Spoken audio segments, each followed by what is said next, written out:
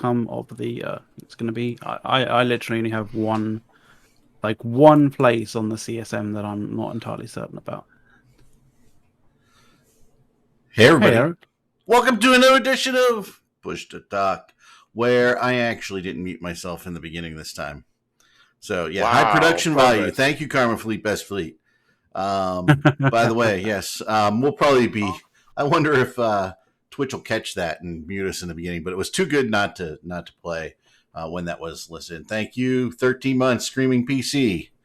That was fantastic. Thank you very much for that sub. Is Caleb a goon now? Caleb, are you goon now? I'm goony-ish, goon adjacent, goon cheerleader. I don't know. You decide. It's kind of like He partially He pregnant. literally hasn't Kind of he pregnant. literally hasn't changed his views like in the past 5 months. He's just kind of pregnant, folks. What He's the just fuck is that? That is a bee. That's my Inception bee. It can have a bee inside it. Kind of. It's a pregnant bee. It's blue and white. Not even gonna.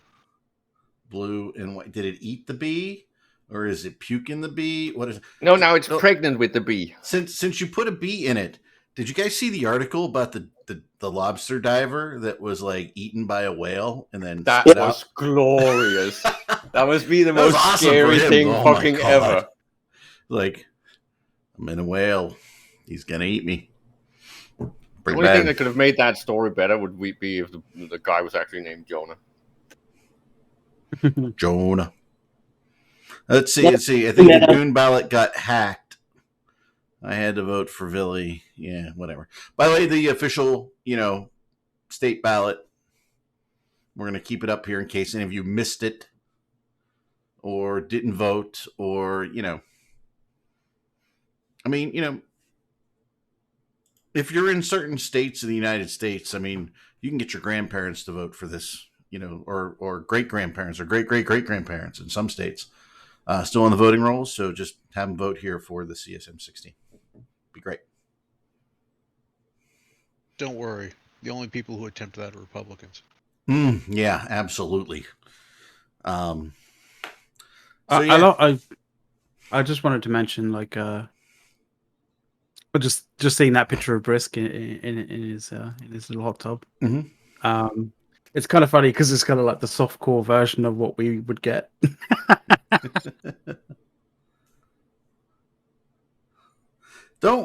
Hey, Commander Cotton Fluff. He'll eventually put a cancer stick in his mouth. Don't worry. Yep. Poor. But we don't normally get to see feet. Yeah, well, That's true. Feet is a little, He has them. I pointed out that it was a double kink, right? It's both hot tub meta and a feet threat. There we go, baby. Little cigar. Right, come here. We're ready to go. Vote for the CSM.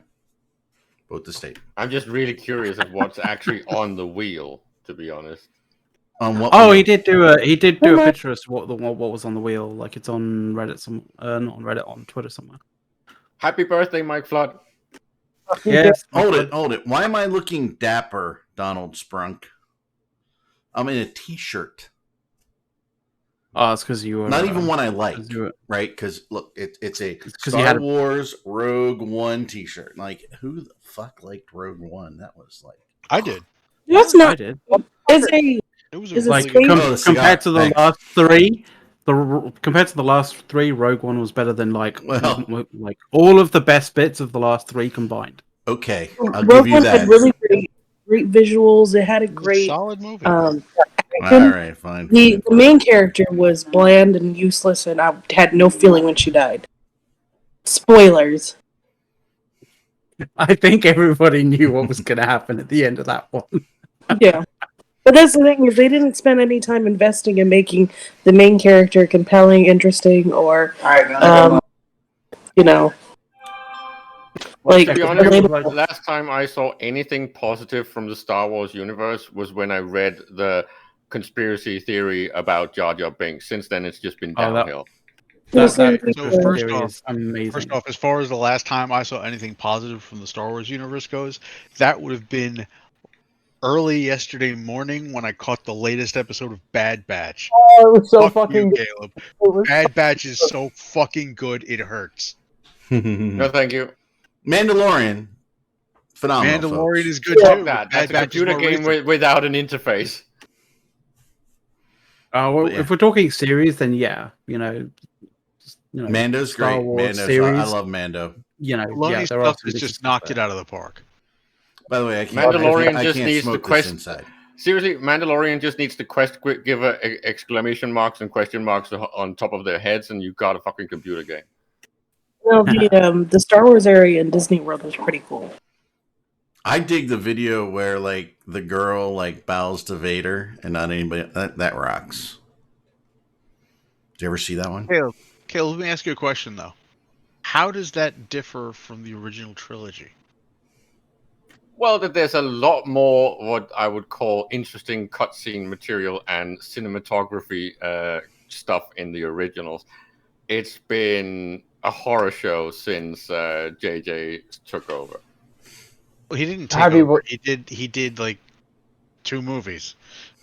go watch that. JJ did obviously did the first one, set up some story plot lines for the second one, which were just basically completely fucking ignored. And then he had to basically undo all of those on the third one, which took like half to 2/3 of the film anyway, which made the film basically like pointless. All I'm saying is just go watch. My go watch childhood that. has been crushed, right? Star Trek and Star Wars is dead to me now. Completely. Go watch Bad Batch. Trust me on that. Seriously. And if you haven't watched the complete run of Clone Wars, make sure you watch the complete run of Clone Wars. I've heard the Clone Wars series actually pretty fucking awesome. Yeah, it's supposed to be. Clone Wars ends so strong it makes Episode 3 better. No, the cut that is. That is Sorry, impressive. guys. No, it's 100% true though. Like it actually makes Episode 3 better because it makes the characters matter more to you. Like I don't know. I was a big Star Wars nerd, and I still am. Still always will be. So. A little known fact: I had one of my friends in college had a band called Kid Fisto. They did. Which, if you didn't know, was actually a character from the Clone Wars. I was like just news gonna lines. go for the nerd flip side of that. Maybe Star Wars and Star Trek is dead to me now, but holy Christ, what the MCU have done to the Spider-Man character for me is mind-blowing compared to all the old movies and even a lot of the cartoons. The latest movies have just blown my mind, and the computer games even more so.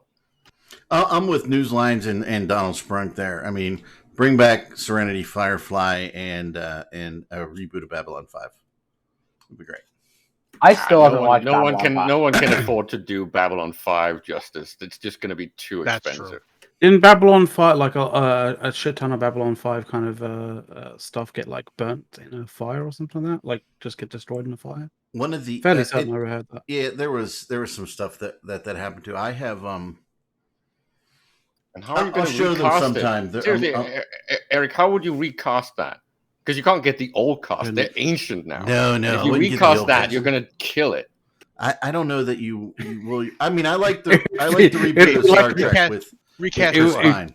So I like that. I think you can bring them back. Same thing with. I think regardless of casting, I think the most important thing about the B5, any kind of B5 relaunch, would be the writing, and you'd need a good writer, like decent writers for that. Like you bring back JMS, right? I don't know about that. JMS is kind of gone a little crazy in the last few years. Well, he has, but I had the opportunity, very briefly, by the way, when he won his Hugo Award.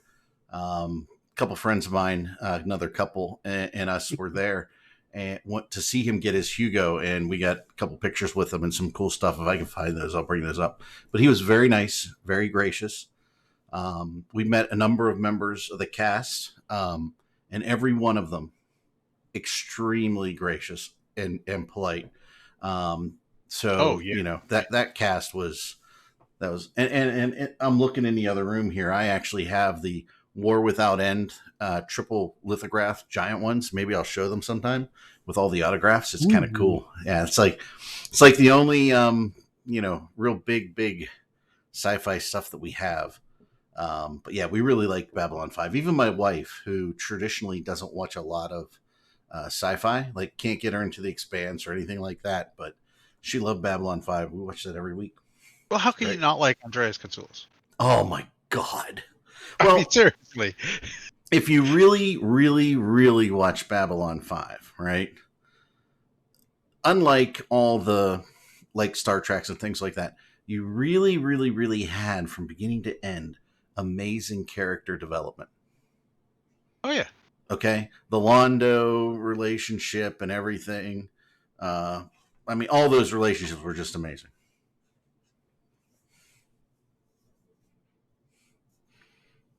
Right? I love the B5 storyline and the I really want to smoke this cigar. I love this. Good. Yeah, and it kind of got screwed up a little because they didn't know season 4 was going to be the end or season 5 was going to be. They were even going to get a season 5, right?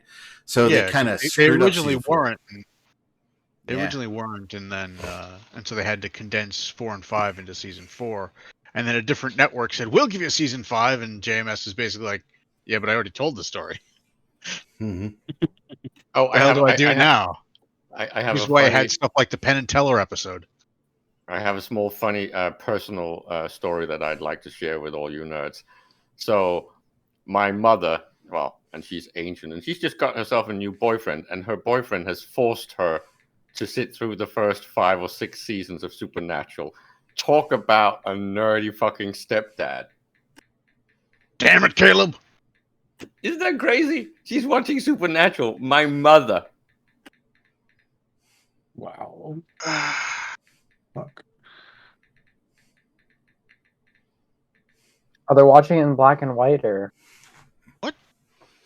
Are they watching it in black and white? Why would you watch it in black and white? I remember there's at least 2 episodes that's black and white horrendous. Yeah, but why would you watch the whole series in black and white? That's just because Mike Flood thinks that Some of them we were old. born in the 1900s or something. I mean, you were born in the 1900s, Caleb. Yeah, but not in the early Lumiere brothers era. Even though that was some good movies. Oh, we can talk about Eve now, right? Oh yeah, we are a little bit in. No. Well, are we talking Eve first, or are we going straight into the food segment? Because we need to talk about Pizzagate. Well, yeah, you led with Pizzagate, so we have to go with Pizzagate.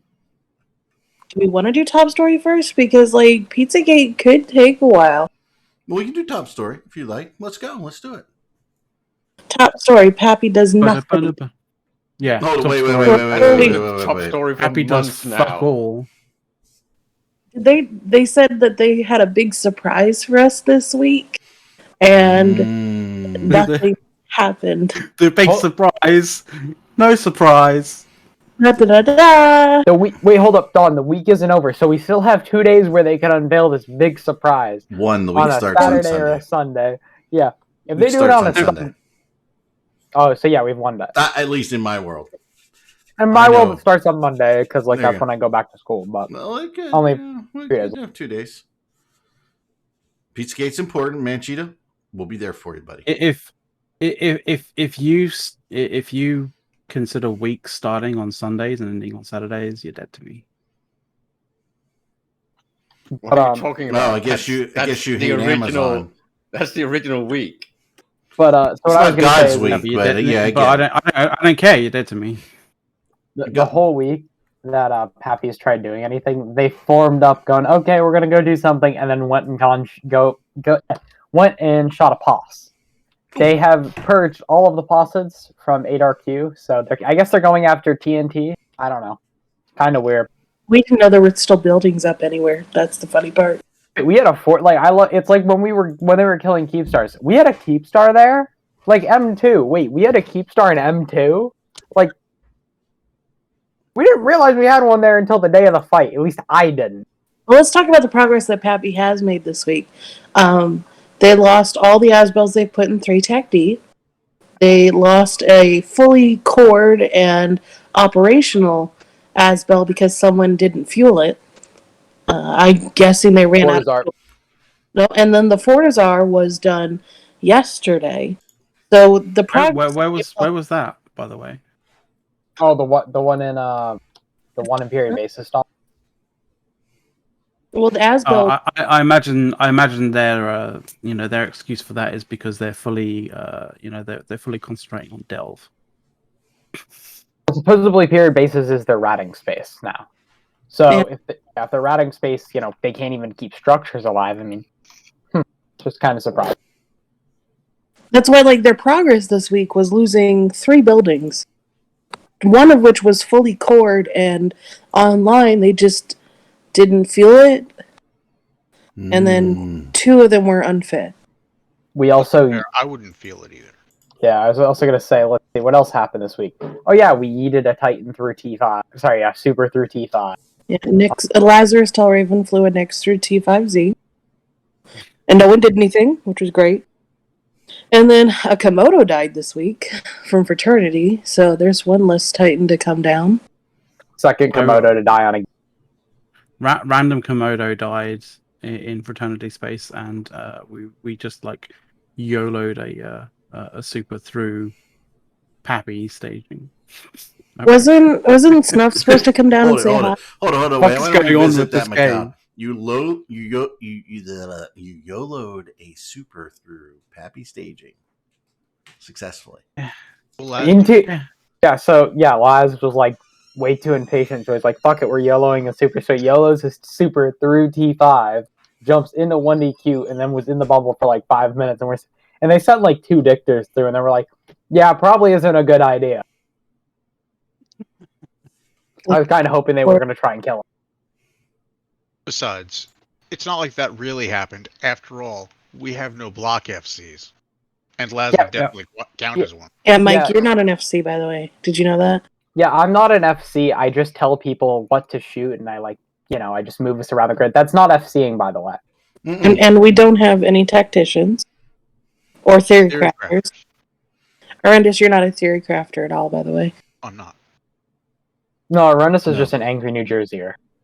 My favorite part of the town hall from not Sunday. Not angry enough to let you bait me that way, dumbass. The favorite part of the town hall last Sunday was them talking about how just use this time to mine a rat because we're going to be stocking up on new doctrines and new fleet comps and new tactics. And we're looking around like, wait. Exactly the same stuff I said, the week earlier. Do you not know what to do? There is new doctrines, right? Well, the thing is, we just nuked the doctrines out of existence. That's the thing. Yeah, but aren't they introducing the new and improved Voltron thing? Yeah, I don't know if we'll go into that. You know what? Call me when their ships actually combine into a giant robot with a fucking sword. Voltron. Arendis, when can we get a fucking kaiju? And then, can we just have kaiju Jaeger fights? I'm sorry. Laz came back. I don't know what kind of bigger fucking monster you want than that. I want Boat and Laz FCing a Titan fleet. Boat is back too. Boat is back, and he is interested in Drake fleet. So, really, shit! People should batten down the hatches in that regard because Boat has always been fucking good at nuking things with Drakes. So what does an offensive move from Goonswarm look like? Because there's always that worry that if we does nothing and we flip them the bird. I don't know. I was gonna say if we do start doing something offensive towards Pappy's stuff, maybe it's hell camps. I have a suggestion. Can't we just fill up Delve with keep stars again? That's so. we will. Their keep star, Caleb. Yeah, Caleb, you do realize that there's one. So that's one. Let's just Imperium fill up the entire board. And you do realize why that was specifically an initiative one rather than a Goonswarm one, right? No, I don't know why. It's because Papi were going on this whole kind of talking up this whole kind of thing of the initiative are not going to we're going to hunt down and destroy every single structure of the initiative, right? And then they Oh let yeah, fucking take this one out, bitches. I would just love the narrative, right? Because they named that website The Road So Far, right? And then they've been taking all of them down. If then we started rolling out Keep Stars again, we could basically point and laugh and say, dude, you're going backwards. Yeah. Well, the funny thing is a Keepstar is like, what is a Keepstar now? 1 Titan or something like that? Like, Not even. It's Yeah. half a Titan. Not even that. so like, I don't know. There's definitely some fun to be had. You know, maybe we anchor another like 13 Keepstars, or maybe our thing is we start anchoring Keepstars in T5ZI. Well, it's just because theoretically, right? Yeah, I we'll would just start actually, I anchoring, would right? actually claim that I think the Imperium could actually produce and drop Keep Stars faster than they can kill them. It depends on if Oh Jesus, that'd be funny. Remember, as Parv is reminding us here, and it's dead. It's a dead organization. Yeah, How can it they can't is drop dead, a Keep Star? yeah. That init logo and init sort of ticker on the thing is just it's it's a bug. So what happened The is game bug. yeah, Darkshines is just leading an alliance of sentient potatoes to attack Pappy. No, there's All not the that actual many people Titans. left in Wow. there's not many people left in it. Like he's got this like ridiculous setup with about 70 different computers that he's Yeah. multi-boxing. Well, he learned from Asher because all goons are Asher alts. All I'm goons are impressed- Zunganals. Get it I'm correct. impressed by the sentient potatoes. Yeah, so Shines just has a sentient potato farm. How's it been going over there on the PanFam side? Ford keeps losing jump bridges to Init. They keep whining about nothing to do. You'd think they'd be able to fight over a jump bridge at least. I mean, like there's so many posts lately on Reddit of that I have nothing to do. I'm a Pappy member in EUTZ. I'm bored. Give me something to do. 1EQ's open. Hey, I gotta ask you guys. Did you see the article on INN? How do goons look to an outsider on week 6 of the Pappy series? Oh, that's right. Caleb and I wanted to talk about that. Dude, I just I haven't want read to, I got quoted. Can we It was praise it? I got fine, but- quoted. Can we get And a- Push can to we get a Talk was TLDR? there. They said Push We were to Talk dominating show that whole article. It was the mostly most about us. interesting by far, though perhaps less watched and or listened to. So yeah, we were the most interesting show of the week. So, Get up to that The 300. entire article has like what, one paragraph about the meta show and how that's not Matani true. looks, and the rest is about Moomin and Push to Talk. four on them. 1, 2, 3. Only three on us. We got less. Don't worry. I think the new tactic, though, for Doesn't matter. our new offensive against Pappy is going to consist of weaponizing Moomin and Zenaria along with the Grand Nagus attacking their economy. I think that will You go did. great. What economy? We only got mentioned because of Moomin. By the way, I just want to point that out in that article. Moomin wasn't on the show. We wouldn't have been in the article, I bet you. Newslines, I will never run for CSM because they'd probably exclude me because, I'm just not a fan. But we came up with a plan, and now, of course, the angry You- German you'd- is not. you'd be able I to mean, give and by the way, tough let love. me be clear. I'm just not a fan of certain people at CCP. I just couldn't tolerate them. I need But to that be the doesn't CEO matter. of CCP to go forward. But Eric, that it doesn't matter because we came up with a plan for next season. Okay. We're gonna have a goon ballot that is consistent of primarily push to talk members. So it's going to be Soth for CSM. It's going to be you for CSM. It's going to be me for CSM. It's going to be McLeod for CSM. And then we're basically just going to have a dev each, right? So basically, McLeod is going to handle Fozzie. I'm going to handle Ratati. Eric can handle Hilma, and Arendis will handle Rise. It's going to be great. If I launch a CSM campaign to be a member of the CSM, it's basically a signal that I need to be sectioned. Like there needs to be an intervention that occurs. It's fine. Pants on head, pencils up nose, Mac. You know how it goes. Yeah, why didn't you guys include Don for CSM? Come on, seriously. No, you got him as well, of course. Okay. you just Sure. you just got to remember, where Dave Archer will run next year. From what? Dave for CSM. Also, like for this year, Bruden for CSM. You gotta vote Pancake Cat in. You know. I ain't got to do nothing. This is America. It's a free country. I am free to vote Is it for though, my Rendis? state ticket. Is it And really Bruden is though? on the state ticket. So. There you go, baby. I'm a little partial to Angry Mustache. I gotta say. Well, vote I'm for a both fan. of them then, because they're both on the goddamn ticket. Oh, Yeah, I was that's gonna all, baby. say, Mustache is like one of my favorite dick. That man's good. My favorite dictator pilot though is Danny Schneider, 100%. Perfectly good at killing blue fleets. Here first, people. Angry Mustache is Mike Flood's favorite dick. Oh fuck you. Did you just demonetize us, Rendis? What? I'm not sure I heard that right. You know, this is a family show. Me neither. You heard that entirely correctly. You just need to reframe Family show. it in any way. Well, by I'm the a way, big Bogey fan. Clearly, that word means detective. by the way, you pushed to talk, Donald, saying that out there, right? That is the one thing in that article that included us that I was a little offended by. They did not mention that nobody in chat uses push to talk. I have to. I am literally on voice activation right now. Like, I'm on voice activation right now. Right. I'm on my iPad, so I have to right now. Or else you'd hear me walking around. But then Well, again, yeah. I've also got like noise cancellation on, so I have no idea whether you actually heard my me Data clapping my hands mentions or not. data mentions a PTT CCP.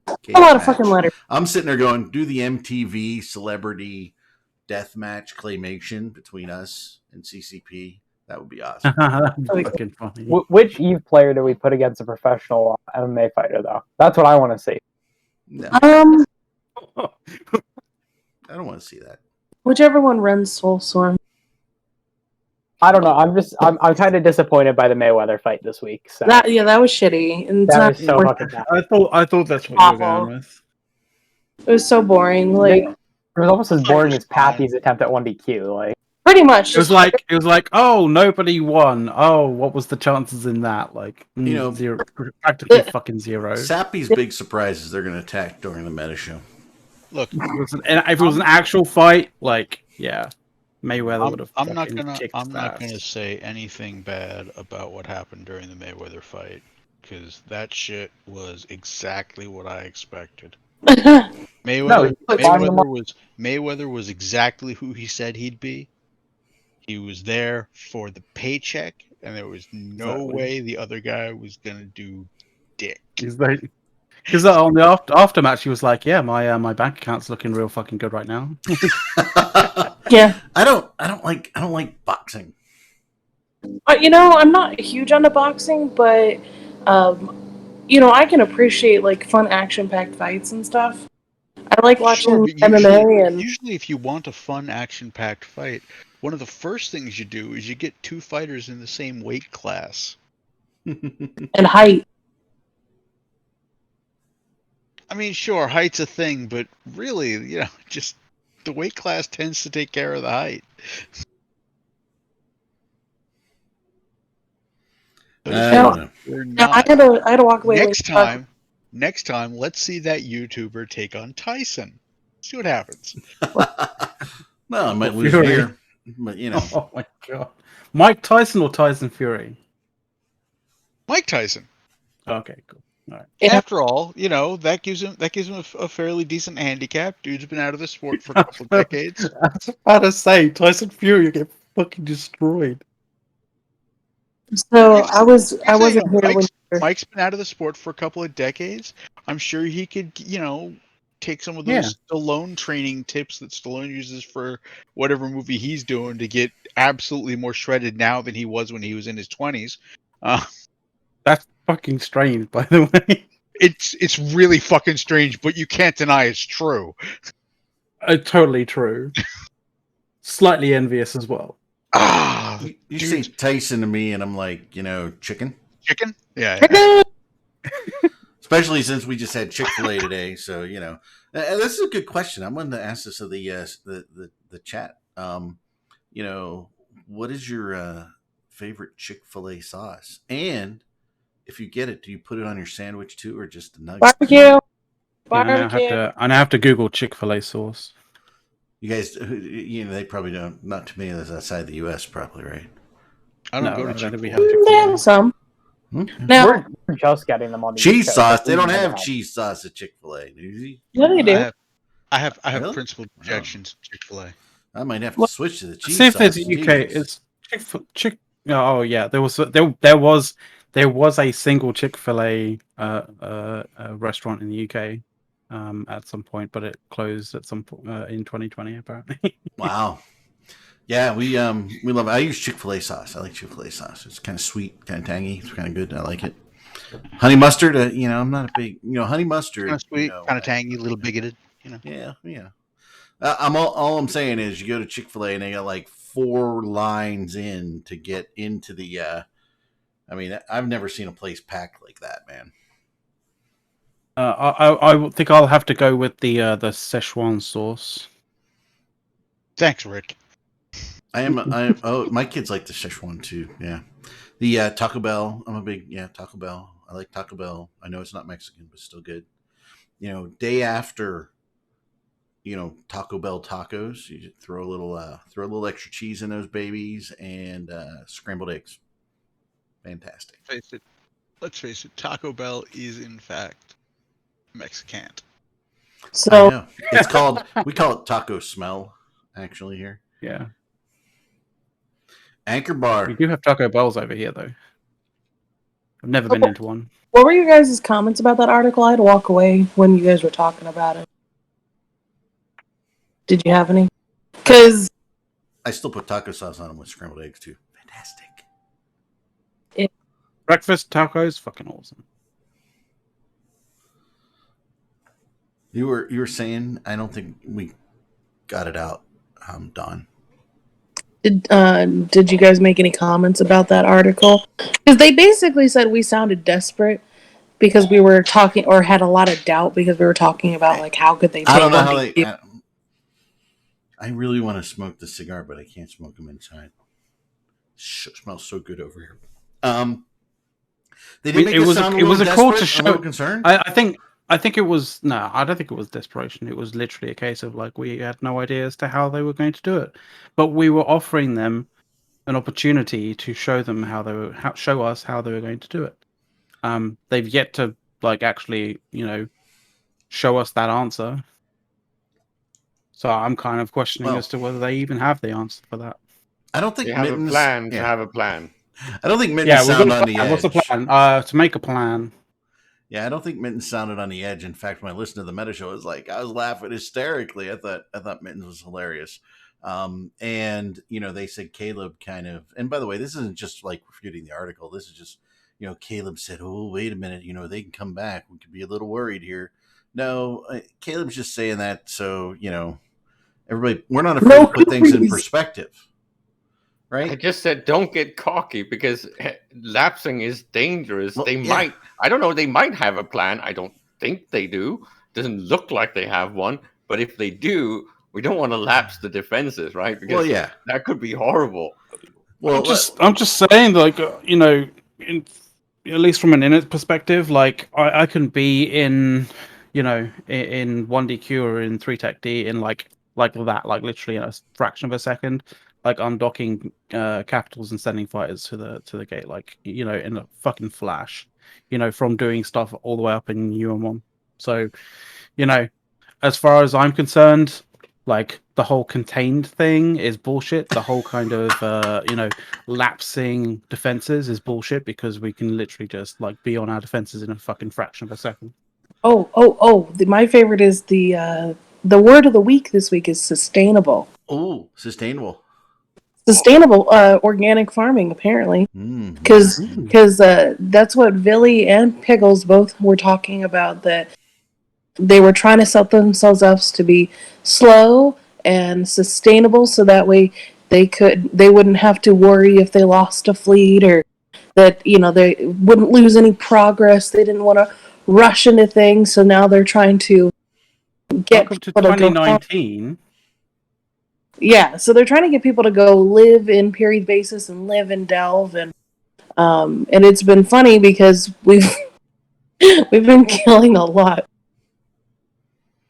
I'm sure you guys have seen it. Welcome to welcome to 2019, Pappy. Like, we're here in 2021. Like, so you got a few years. 2019 is a lot better though. Can we go back to that? 2019 was pretty fucking good. Do they understand that some of us? I actually don't care if we lose Delve. I mean, I don't want us to. Don't get me wrong here, right? But it's not going to change what I do. I mean, goons are just going to move somewhere else if that happens, and and harass the hell out of those people, and enjoy it and laugh. I mean, you can do that right now. It's not about I have space. I know, and we are doing it right now, right? We're literally like it's literally harassing Horde like right now. Yeah. Like, well, do they understand that destruction numbers need to go above average to be considered a war? I've been saying this for almost 10 months, but I still feel like they don't understand how this stuff works.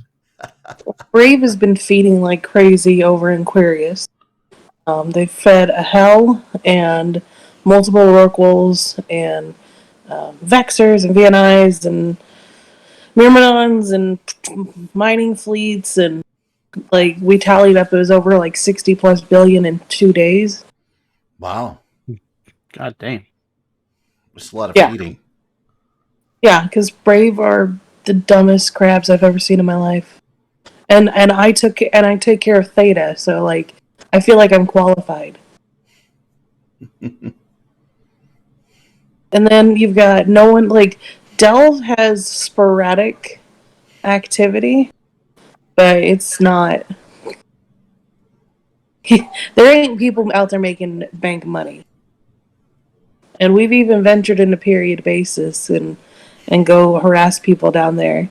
Of which I still love Billy and them saying that you can't harass period basis at all. I remember I brought that up to them months ago.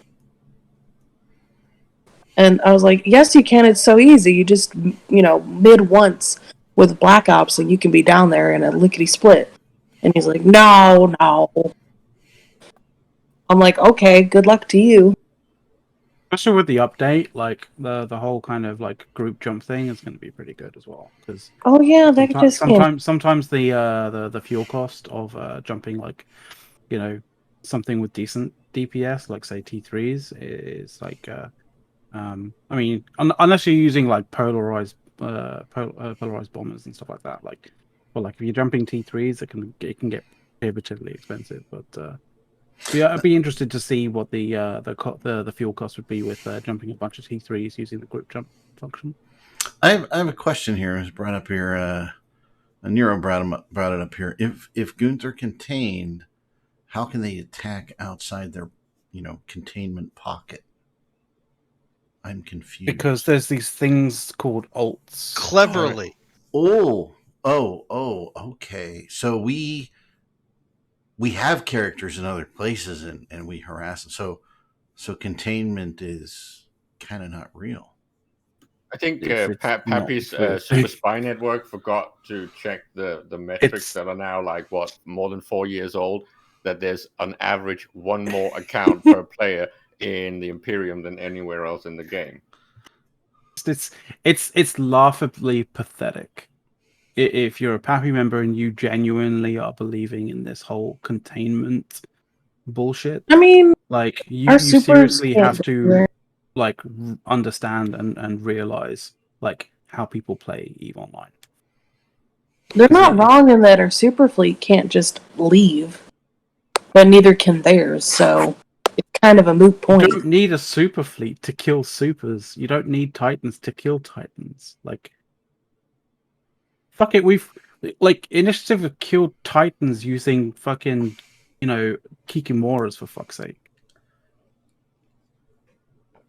Pappy had any balls, they just assault 1DQ with all their supers and Titans all at once. I think. My strategy was to just bum rush and throw a bunch of bodies at the fort in 1DQ. Like, it will go down if you really try. I mean, we showed you can take down a Keepstar if you really try. But I don't think they want to do that because they're afraid of, after 4 or 5 months of uncontested, structure bashing, that they're gonna break their members, right? But now they've bored their members to death. They don't have the numbers, and all of the data shows that our numbers have gone up, and their numbers are still going down. Oh my god, are you doing the Matterall reading of graphs now? No, I'm doing the so there was a very nice thread last night posted with all the data showing prediction options, and apparently all the numbers fall into his prediction model, which is fantastic. Participation numbers are slightly slumping now, same as the PCU numbers, but they're fundamentally following the same trend line that they've been doing for the past 10 months. People that do this outlier reading, it really bothers me. And I had a massively long conversation about whether the recent PCU slump was up to 10,000. It's like, Jesus Christ, how are you reading graphs, people? No, this was just on by the overall. By the way, Norman in chat is like fucking awesome with regards to data and statistics. So yeah, just saying. Is he the one that's actually doing the ones that Anoop keeps posting? If you post your graphs and they don't, he probably can't because he's not. Make him. I did permit him, but like if it runs out, I can permit him again. Yeah, just go ahead, post your graphs, Norman. Yeah.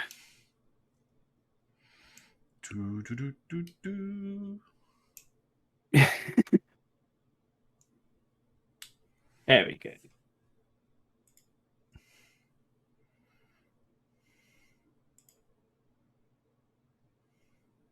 Yes, those graphs. Yes, they're awesome. Yes. And fundamentally, when you start actually normalizing those graphs, they're really fucking flat. Not gonna lie.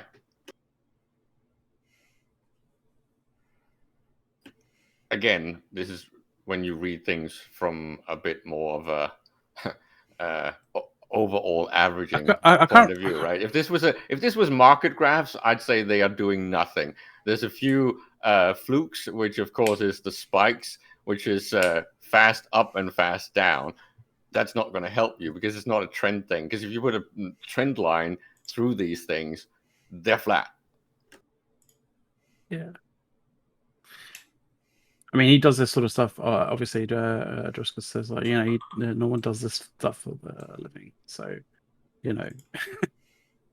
and he's German. So, like, if you want to attack him for his accuracy, then you're in a world of hurt. You're in a world of hurt. Oh, he just corrected you there, Matt. For a living, he does particle accelerators. So proper physics and stuff. I was just going on Drew's comment. That's all. But particle accelerator, that doesn't surprise me, to be honest. From that Norman does that sort of thing. That also explains the whole premise thing where he writes about how he collects the data that looks like a fucking science paper. It was awesome. I like that comment. In case there's anyone out there in Papi that can do peer review, but lol, there's not. I like the comment. Sappy literally started at the wrong end. Yeah. They should, when they had the numbers, they should have gone towards the middle and worked their way out. Which I'm not going to correct them on what they're doing. Like, keep going, it's fine. It's all Gucci to me. All right, before Rendis goes, we can talk about the pizza thing now, and then we can circle back to other stuff if you want. All right. So, you only got 8 minutes for the pizza thing.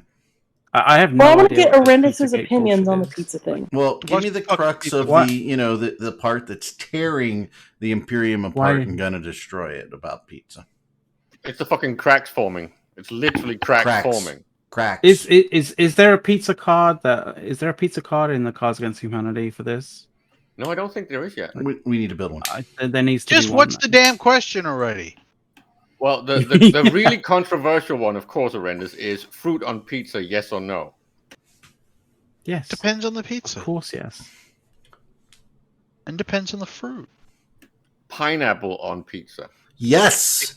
If you're doing a Hawaiian pie where it's pineapple and either ham or bacon, yeah, that's fine. It's a Hawaiian Ham pie. and bacon.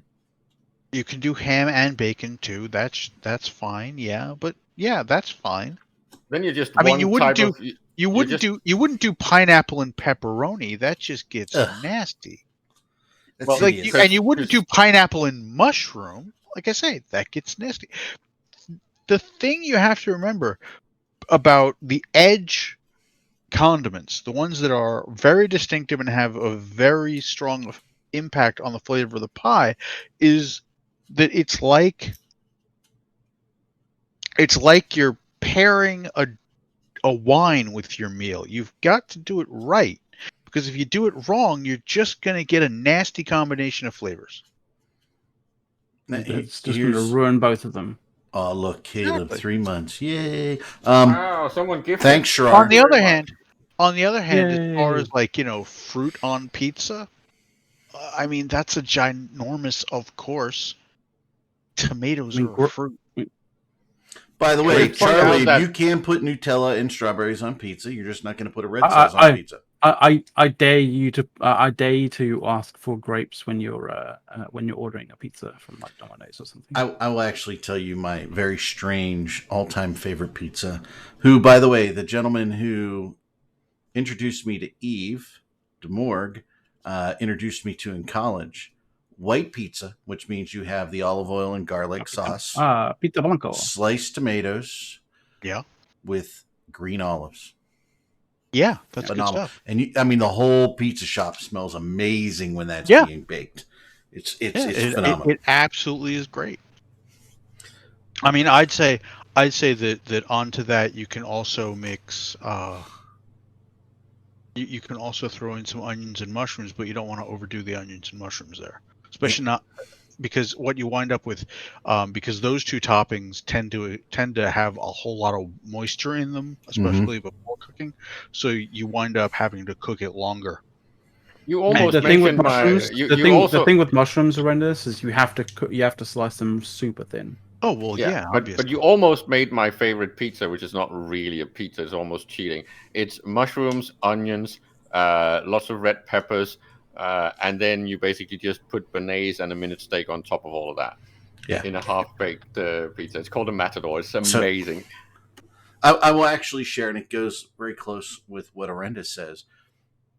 Toppings that should and should not be on pizza depend on what they're paired with, and depends on what you want to eat. That's the beauty of pizza.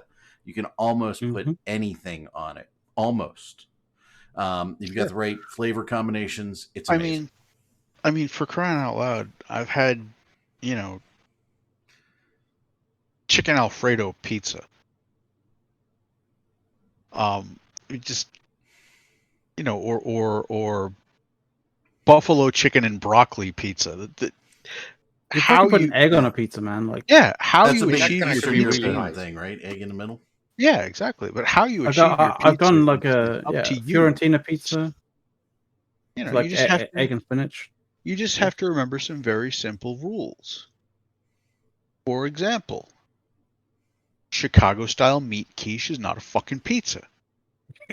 It's a quiche. It's a quiche, to be completely honest. You're not wrong there. I love it. By the way, it's fantastic. I love the tomato fillets. The things that are in it. I like it's Chicago an style, quiche. but I will not call it a goddamn pizza. No, it's not a pizza. It's an eggless quiche. Right. Eggless quiche. It's like more of a casserole. Like if I were to go, it's like if I were to go to Philly, right? If I were to go to Philly and get a Big Mac and say, look, this is technically beef, mostly. It's got cheese on it. It's in Philly. It's a Philly cheesesteak. No! Philly cheesesteaks are amazing. Philly cheesesteaks are amazing. Big Macs are not them. No. Even if you get them in Philly. That's not a pizza. That's all. By the way, don't think that pizzas are traditionally all red sauce, all white sauce, or even have sauce on all of them, right? Nope. I You mean- can do it. You can do a pizza without sauce. Now, to calzone or to From a not calzone. flatbread? Oh, I love calzone. It just I just think calzones are basically just a trap. It's like it's masquerading as something that you can eat, except when you try and eat it, and then it burns the living shit out of you. why don't you let it cool a little bit, McLeod? I mean, for crying out loud. Because it doesn't fucking cool down. It does. It does. I love calzone. The ricotta does hold heat really well. It does. It does. It's phenomenal. Ew. But that, I just, guess means- Mac but that is just just means you get the crust. You get the crust lightly golden brown, and then you take it out to let the insides finish cooking on their own, and give it like another 10 minutes. I suspect that Mac is just with pizza the same as Wibbler is with alcohol. If you hand it to them, they just put it in their face. But a calzone isn't pizza. Yeah. It's Now- a fundamentally different thing. Different cheese. Yeah, in the pre-show, we talked a little bit about a friend of mine turned 50, went to his birthday, and one of the things that I said that I learned something about our favorite pizza shop in Hilton Head Island, South Carolina, was that they brought Saloni's bread down for all their sandwiches. They're the only place that Saloni's will ship to. Saloni's is a Italian bread company here in Pittsburgh, and it's a big deal, and it's really good. Now I'm like, I have to get a hoagie. He said. But then he said, "Hey, do you remember the original wedgies, right?" And I said, "Yeah, Larry and Carol's." I went to the University of Pittsburgh. He went to Duquesne.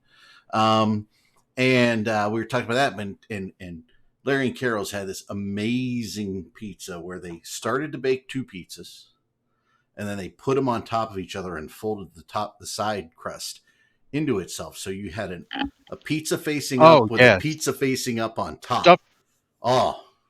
They called it the stuffed pizza, but stuffed pizzas are amazing. But they call it something else now, and it was amazing to us. We were on the internet, right? Holy crap, Larry and Carol's is still out there, right? So yeah, we love that, and they would do wedgies where they would do any of their hoagies on pizza crust that they baked, and they put all the cheese and the meat and lettuce, tomato. That sounds really good. They just fold it over, right? And so you have. And then they cut it, and you just pick it up, and they only cut it in half, right? So it's a half fold over, cut it in half, so you still had half a pizza for one piece. It was amazing. Wedgies are amazing. Eric, I think we need to double down on this because now Chad is talking about us talking about food. So I think we need to promise Chad something and all of our viewers. If we ever, in some weird future, get these big fights again, I think we should have a push to talk dedicated coverage of that fight where we dedicate it to show what all of the viewers are actually cooking while in tie-dye. So they can send in all of their recipes and pictures of their food, and we will judge it and comment on it and say whether they nailed it or not, and review it with stars from 1 to 5. We could. How about pizza on French bread? How do you guys feel about that? I I'm think cool with that. I think if we can guarantee one of these big fights on a Saturday for Push to Talk, right? So Something where amazing. we know it's a timer that's coming out at a specific time and Push to Talk will be on, right? we could have a push to talk TikTok, and they could send us TikToks of them cooking, so we don't have to do any like editing. Or No. you just I live think- the TikTok. Can we have I a push think to what talk? we need to do is we need to get a decent laptop, right?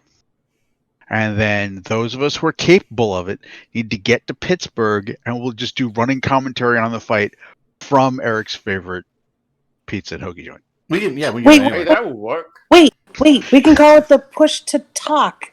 Get it? My Push to favorite. talk. You We have okay? to range That's a that. completely No. different. That's a completely different show. If you're gonna do TikTok, we're gonna do something completely different. Trust me on this. But I'm saying they could TikTok like 60-second clips of them cooking whatever they're cooking, and then we don't have to edit a damn thing. We just pull it up and be like, "Look at this, guys!" Saves so much time. I'm gonna set up that Chatterbait account for us, and we can do a push to TikTok. By the way, they don't call it stuffed pizza anymore. They call it the pizza duo now. But no, if Boat is back and we've got Soth and Eric, we can have so much food content on the show like that. It would be great. News lines. There's an H on the end. Actually, Eric, you know, in the standard tie-dye fight, there's even time to actually do baking with proper yeast and racing and stuff. There's.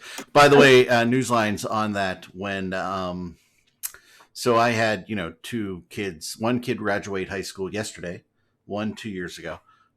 So when we go to the local pizza joint, which is, by the way, takeout only, and they would call, they would say, "Oh, hi, Mrs. Eric. This is blah, blah, blah, blah, blah. Okay, the normal? Yeah, okay." That's how bad it is. Okay. Well, is it takeout only right now, or has it always been takeout only? Always been takeout only. Nice. But there's space in there. Maybe I could make a deal. We could fit in there. Like, I mean, it's not like they don't know us. It's actually 2 miles down the road from my house. It's really close. So yeah, we could do it easily. I'm sure they would love an internet show in their place. But yeah, they're hugely busy. I mean, they're just crazy. They well, hell, they've been there since I was in high school. It's been sold once. Actually, one of the guys that graduated with, his parents started it, I think. And then he took it over, and then he just recently sold it. They just expanded it. They used to have 2 pizza ovens. They got like 4 double-decker pizza ovens in there now. So they use the real brick pizza ovens. It's not, sliding through on the wires like, not really getting the good brick oven cooking of the pizza, right? On-site pizza resort. We could do that. So during an entire fight, I made decadent French toast once. What's that? And then it's a French toast casserole basically, but it takes like 10 minutes of prepping together because you got to cut up bread and make an egg mixture, and then it takes like 30-40 minutes to bake. And you've got to make the caramel sauce for the top. So somehow I did that during an entire fight. Oh, good. Yeah, for like Thanksgiving's a big holiday. We do breakfast. We do everything, right? My wife makes the Pauladine French toast, where you cut up the Italian bread by hand the night before, and then you pour it in whatever the egg mixture is, and it has to soak all night. And then easy. There's no butter in it. By the way, the easiest way to make like fucking awesome caramel sauce, but it is fraught with a little bit of danger. Is you take a can of condensed milk, right, and you literally put in a pan of boiling water, and you cook it like you basically boil it slowly for God knows like an hour or so. Where's the sugar? The sugar is in the condensed milk, and it caramelizes. Condensed milk has a lot of extra sugars in it, so need more sugar. it actually comes out more like a dulce, like a de leche caramel. Yeah, it is the danger is that the can, if you boil it too rapidly, the can literally just explode. Yeah. One of my parents' neighbors, when they went on vacation with us, they would take. Now that we're completely off pizza, they would take raisin bran, combine it with milk and some other stuff, and she just kept it in a big Tupperware thing. And every morning, it would keep for like a week. Just spoon it out into the muffin pan and make bran muffins every freaking morning. They were so good. She'd bring them over to us.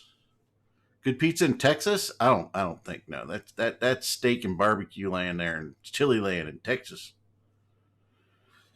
If you think bran muffins are an okay thing to have for as a breakfast with coffee, they're perfect. Then you're lying to yourself. No, bran muffin and coffee, cake. baby. You're good. It's a fucking cake. Cleaned out for the day. It's a fucking cake. It's a cleaned fucking cake for the day. No matter how you no matter how you cut it, muffin. It's a cake. It's a muffin. It's a fucking cake. It's a muffin. Cake. All right, whatever. But it's a Let's cake. debate pancakes since we're here. I mean, Pancakes are good. It's a cake. Use at 11. Has it in the name? don't Mac, you have are you like sure you're not just pancake? trying to skirt some sort of taxation stuff now? Don't you have like pancake No. day It's just. in the UK? I've been experimenting with less like fucking sweets, breakfast kind of choices lately, and yeah, it's a good thing. It's a good time. Eggs, bacon, and hot sauce, baby. You guys are so weird with your hot sauces. I love hot sauce on like. Ew. But you do. I like my sriracha hot sauce. That's nice. My son number two, puts either hot sauce or nacho cheese on everything. Like everything. And eats no vegetables, like pickles, green, anything. No lettuce, no tomato, no. Now, for the audience members that haven't seen this, we do usually have a food segment. I know the last few weeks we have either kept it small or just have been busy talking about other stuff, but this is pretty common to talk about food for 25 minutes. 50% of this show is food. It's how it's supposed to be. Which is fine. I had Chinese food for lunch and don't know what we're going to get for dinner tonight. If you want to call Panda Express Chinese food. I do, but not. No, it's like hideous. Don't eat that. What are you talking about? Panda Express my is God, delicious. Panda Express. Oh, they don't. Their food's good. I'm bringing Ted Knight back from the dead to say how bad that sucks. Jesus Christ. You have clearly not been to a good Panda Express because it is good, and tender, and delicious. And so, Dr. Nero. I have not had the Aardvark habanero hot sauce. However, I know 3 boys, aged 20, 19, and 18, who will probably have it if I order it. Okay?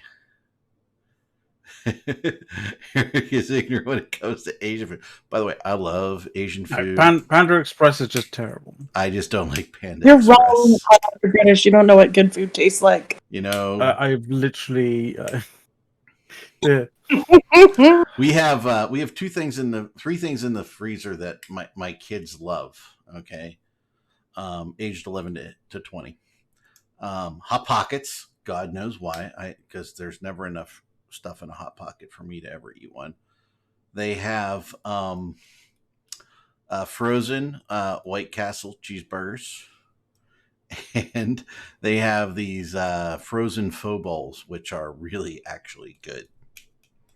But we have excellent Asian food here. So anybody comes here, we have to go to Jimmy Wan's, my favorite Asian place. Jimmy and his son run a great thing there. They're fantastic. Love it. Just want to say to Dawn, go watch Joshua Weissman's But Better episode series of videos. This is me after this on the porch. Revel in the awesomeness that is, stuff made better than, Panda Express. I love Panda, so it's easy, it's delicious, it is American Chinese food. And I can tell you what isn't but better though. Morden doesn't like White Castle. And it's not Panda, but it's Pando. And Pando has been rocking it out. This is a Hoya de Monterrey Excalibur. I think it's the Epicure or something like that, or something. It's a small one. I usually have the bigger ones, but yeah, they're good. I don't like. I don't know. Sorry. By the way, yes, White Castle. They call them sliders for a reason, folks. Just saying. Okay, they are phenomenal. Morden, I love you. You know I love you, Morden. But seriously, you don't like White Castle. We got to talk, buddy. Have you ever watched a movie that they go to White Castle? Oh, Harold and Kumar go to White Castle. Excellent. sliders. Everybody calls them sliders, but yeah, they're little burgers, man. They're terrible. They're terrible burgers. They're terrible for you, but they taste so good. And they're cheap. I remember when they're like a dime a piece or something like that. Yeah, why the fuck do they call them sliders? I don't get it. Because they don't- slide don't in fucking and slide. they slide right- out. Oh no! I don't know, but that's why Are we we call still them sliders. speaking about food Why? now? We're on White Castle sliders. Whatever reason. White Castle original sliders are garbage. I never had their chicken breast sliders. That's I love them. I know. I don't know why. It's not like we don't have a White Castle near us. The closest White Castle to us was 3.5 hours away. Considering how they cook So the bad for burgers them. for the sliders, I wouldn't go with the chicken. There's a whole YouTube on like there was a documentary of how they make them. The little the little onions on them. You gotta have the little onions. Like I love the little. I don't need onions. the pickle, but I can do the little onions. For the record, yes, that is in fact exactly where the term sliders comes from. There you go. The fact that they were the original mini burgers were just that greasy that you just and they're gone. They slide right on down. Terrible. Jesus, Pam, you guys are getting bad. But yeah, so we got pizza. We covered that. We covered like sliders and things like that, and then obviously chili. Another one of my favorites. My favorite is Hard Times Chili over there in DC area. Most excellent chili. Obviously, go with the Texas chili. Don't go with the vegetarian or the Cincinnati. And I'm sorry, my friends in Cincinnati and Ohio, but Skyline chili sucks.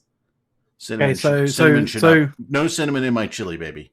All right. So this is very much like the pineapple or no pineapple thing, but like beans or no beans. Texas chili has no beans, just spices, and no tomato either. So again, Interesting. I grew up with red sauce and beans in my chili. I don't like kidney beans. My mom made kidney beans. I like chili beans in the chili if I Pinto have beans. But again, enjoy it. You go to Hard Times, you order it hot and wet, man. Chili over spaghetti with raw onions and cheddar cheese, baby. And with cornbread.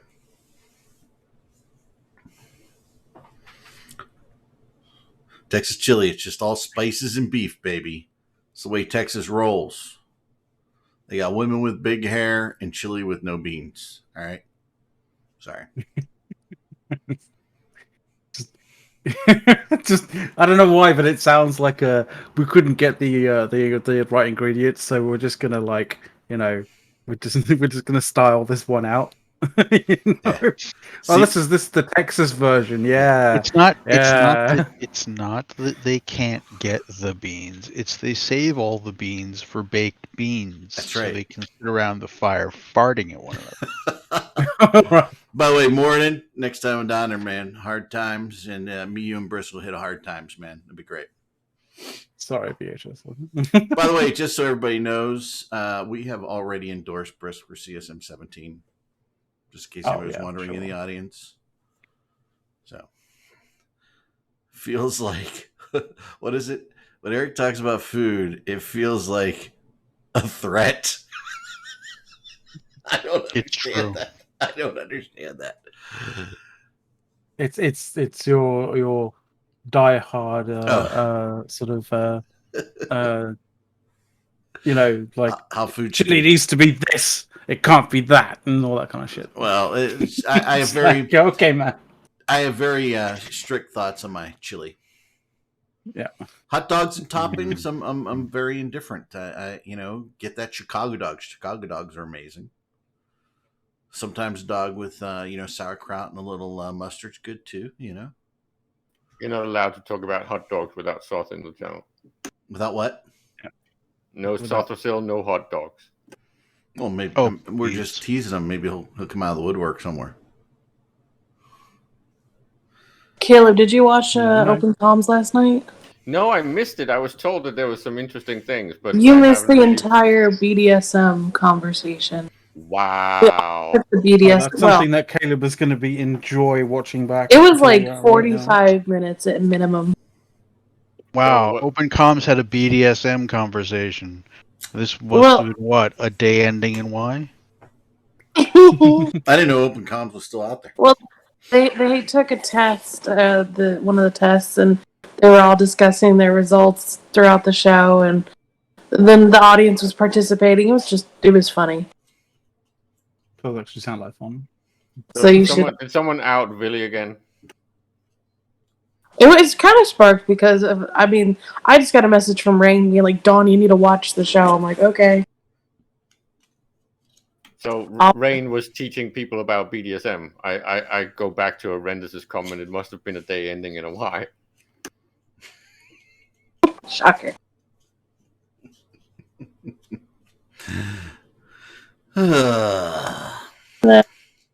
Other than that, not much else going on this week, and I don't really think anything unless their town If you hall guys- reveals something. Nothing's gonna happen next week either. If you guys haven't seen Ithaca Hawk's video on r/eve, you definitely should. It's fucking awesome. Can we link it? I can link it. Yeah, hang on a second. Awesome. So it is funny. He is a legend. No, oh crap! I pressed the wrong things. There we go.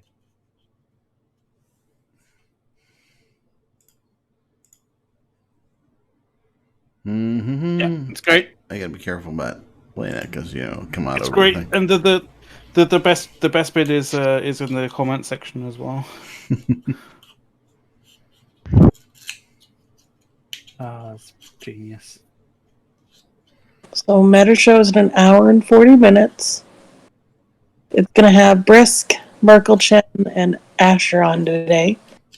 40 minutes? Hour and 40 minutes. Hour and What? 40. Oh, yeah. Oh, Brisk- in an hour and 40 minutes. Okay. Like, Brisk, it's Merkel, like, Chen, what and the who? hell?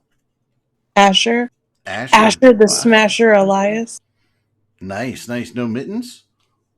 No, he's apparently off cuddling a cactus or something. I don't know.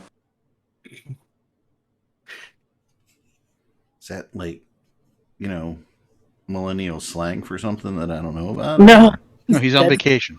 Okay. Yeah, he's out now.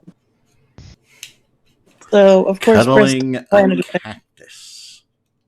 It just that sounded like Dawn. That definitely sounded like you were you're hinting that he was trying to find a new thing to entertain himself. So since Slav Baklava over here, 1929, Baklava 1929. That's your new name.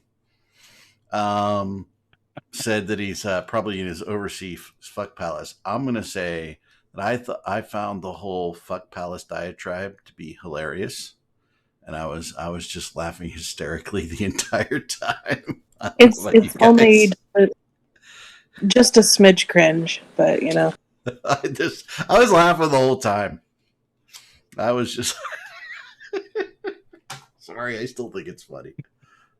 Wow, if Dawn thinks it's cringe, it must be golden. I mean, I'm just like- sitting. To me, it was like, hey, I'm getting laid, and you guys aren't over there on the Pappy side. well, yeah, that's funny. But like, there's some things like you hear if you're in comms. Sometimes you'll hear goons basically like sucking themselves off because they're like, "Oh, we're so good, Pappy's so bad," and then they're like spewing some stuff that like I know blatantly isn't true, and I'm just like, guys, come on. Like, if you're gonna shit talk them, at least keep it to the truth.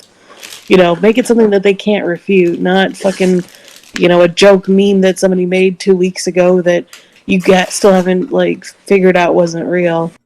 Shit like that. I don't want to be a Debbie Downer, but, once again, I prefer to be right than, make shit up if we can help it. It's more fun to make shit up. Yeah, I don't know, Dawn. I You think have to. I think that you have whole to- I'd rather be I'd rather be right than whatever. I think that's a fake meme that got made a couple of weeks ago that nobody's gotten around to realizing. Lies. Fuck it! I It's just just- want to be like when I watch the meta show. I want to be entertained, and like Brisk, Mhm. Brisk and Matani, bring that entertainment. It's fucking great. I don't care too much Oh, yeah, as to I'm whether down it for that. is, whether it is, whether it is 100% factual or Okay. not. Like it's not meant to be 100% factual. It's entertainment.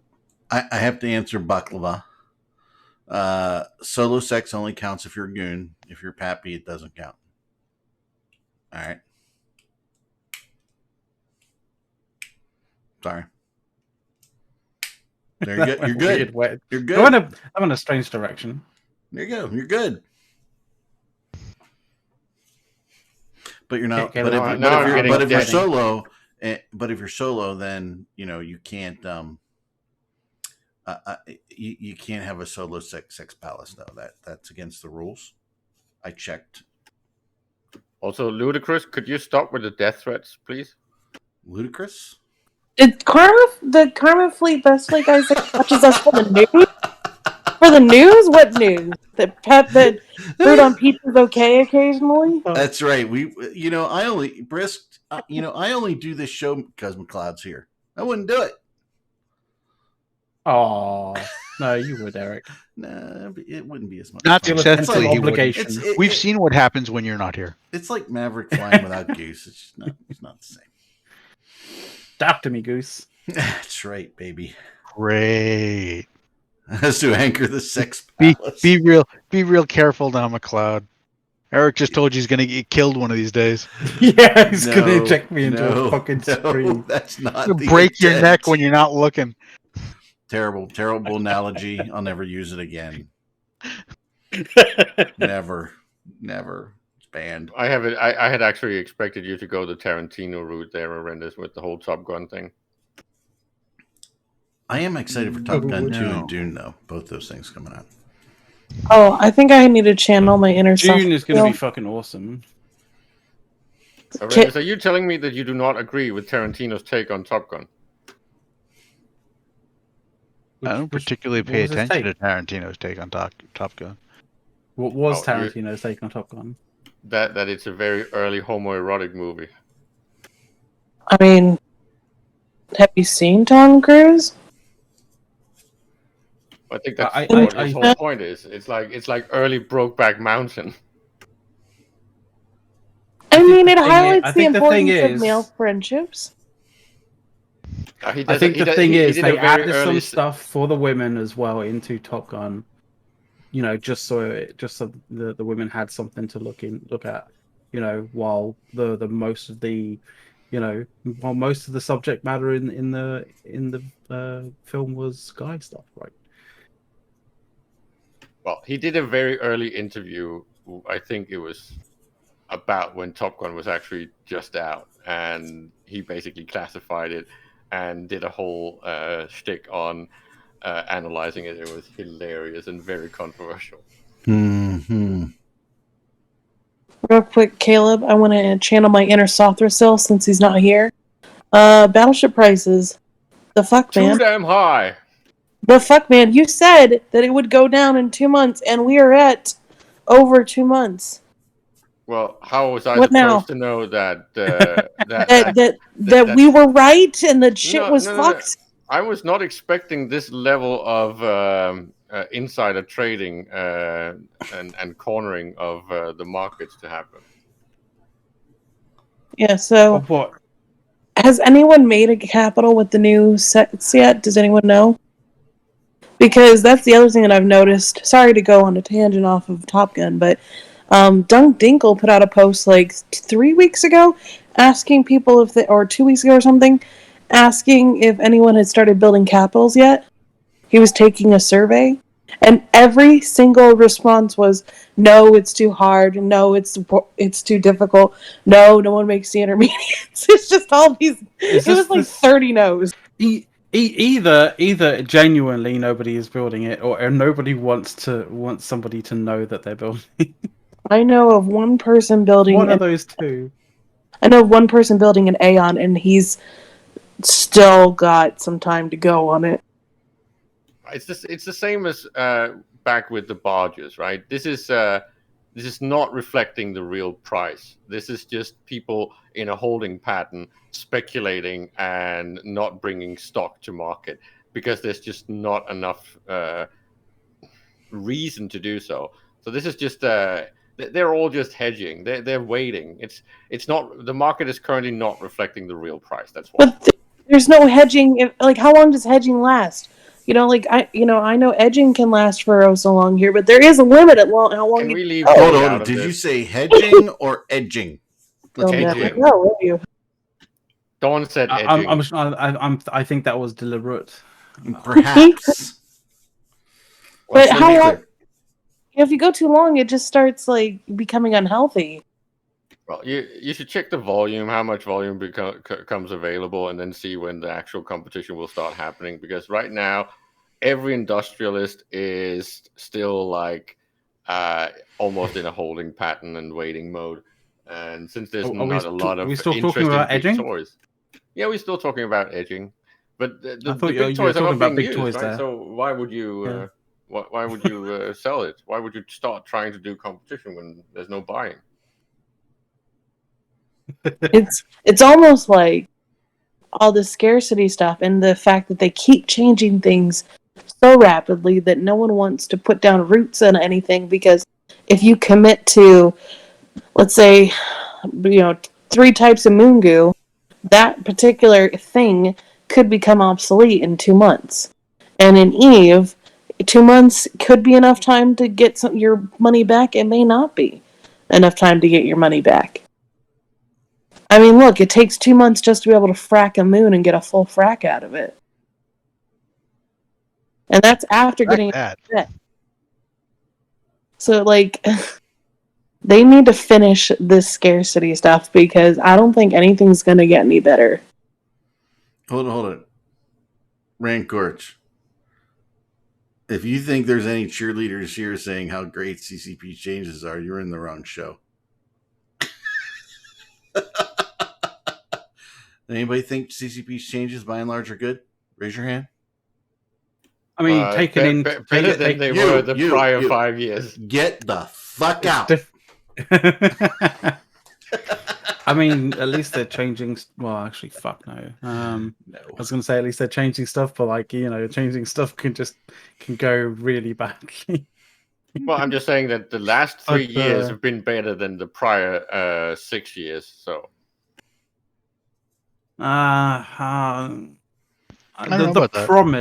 The promise of what they're hoping to do is better than the last 6 years. Yes, we haven't got to that bit yet. I'd love it when they do, but at the moment we're in this pseudo kind of fucking no man's land where everything sucks. But we are getting some changes, like nobody would have expected. There was a time when people would say, where you would say, do you think CCP would make changes to Black Ops? And people would laugh in your face. They should still be laughing. There is that. They should still be laughing. Have you seen these changes? They're not, like, I don't think they're as impactful as people are gonna. They're not gonna do a damned thing. Like, no one's gonna drop a 2.5 to 3 billion-esque Black Ops ship on somebody unless they can guarantee the kill. You know what the big advantage of these changes to the Black Ops is? It will be even harder to catch them when they're running away. Yeah, they'll kill things faster, which means they'll be on the grid less. No, it's not even that. Like time. When they bridge somewhere, the other thing is with the increase in the prices of just battleships in general, plus the fact that it's T2 as well, means that like even with the increase in damage and tank and whatever, right? Like, you're just not gonna. They're still terrible. The increase in tank is completely illusionary. You can't even get the same tank on a Sin that you can on a Dominix. Forget tank on these things. You're not going to see these things going into combat because of these changes. What you're going to see is people using blops to bridge bomber groups in and then they jump the blops in, everybody warps to the blops, and the blops jumps everybody out in one go. That's it. No probe Because- results, no Because they're probe not op. going to be used. They're not going to be used to jump everybody in, because guess what? Nobody gets the Black Ops reduction in fatigue when they do that jump. Yeah, that's a good point. Are you sure? Yeah.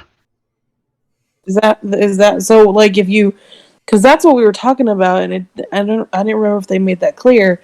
When you do They didn't. the group jumping, everybody gets like normal aids. Yeah. Really, I don't think that's that well. That's a trade-off, I guess. Now I don't know if No, that's you don't happen. do that kind of trade-off if you're trying to increase the usage of something. But yeah, Because then exactly that. directly negatively affects what you're trying to actually do in the first place. It's just that using the group jump means that you reduce the amount of chances you have of probing them down Right. and catching them. Right. And it means the idiot who was just out of range, who's going to make the Blops wait for a second bridge. Yeah, nobody even noticed that in time. The Blops is already gone. Whee! He gets to die instead of the Blops. And I don't care if he was a bomber or if he was a fuel truck. That motherfucker better cloak the hell up and sneak his ass home later.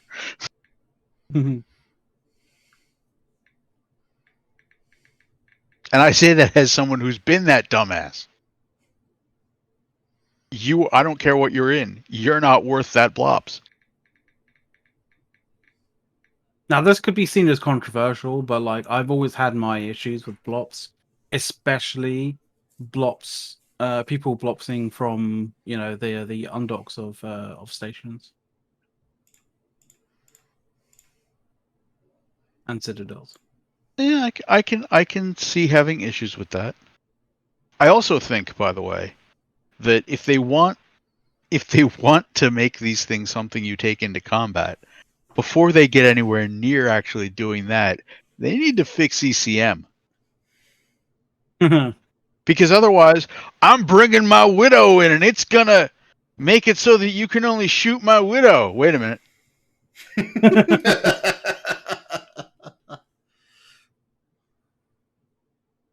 I mean, seriously. ECM is basically a death sentence. It's the kill me now button.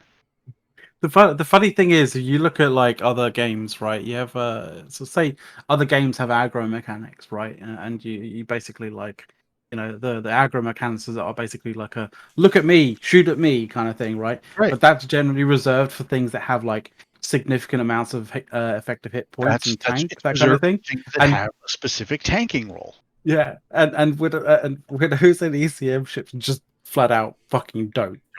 Not at all. Because the ECM ships, and this is one of the brilliant things about ECM that I think just shows how little CCP pays attention to their crap sometimes. The module goes in the same slots those ships use for their tank. Just a quick hint. Means you Just have a quick tank. hint.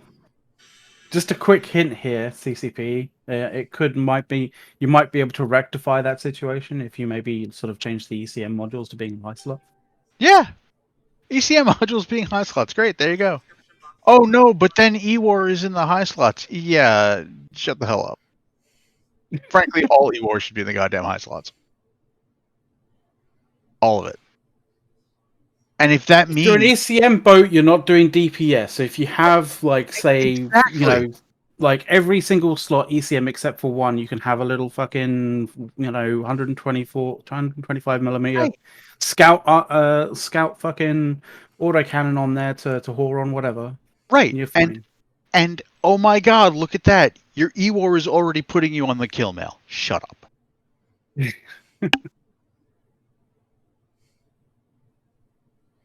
Just make it all fucking high slot items. Do you think that mid slots should be basically, if it's offensive, it should be in the high slots. Mid slots should be any form of active defensive modules. I don't care if it's armor hardeners or shield hardeners, and passive defensive modules should be in the lows. There you go. It's real simple. You just want to make your job easier. That's it. No, that's just it. It's not about my job. It's about trying to bring some sort of fucking common sense to all of this, where you don't wind up with 3 different design principles completely fucking one another over in what they're trying to do with a ship.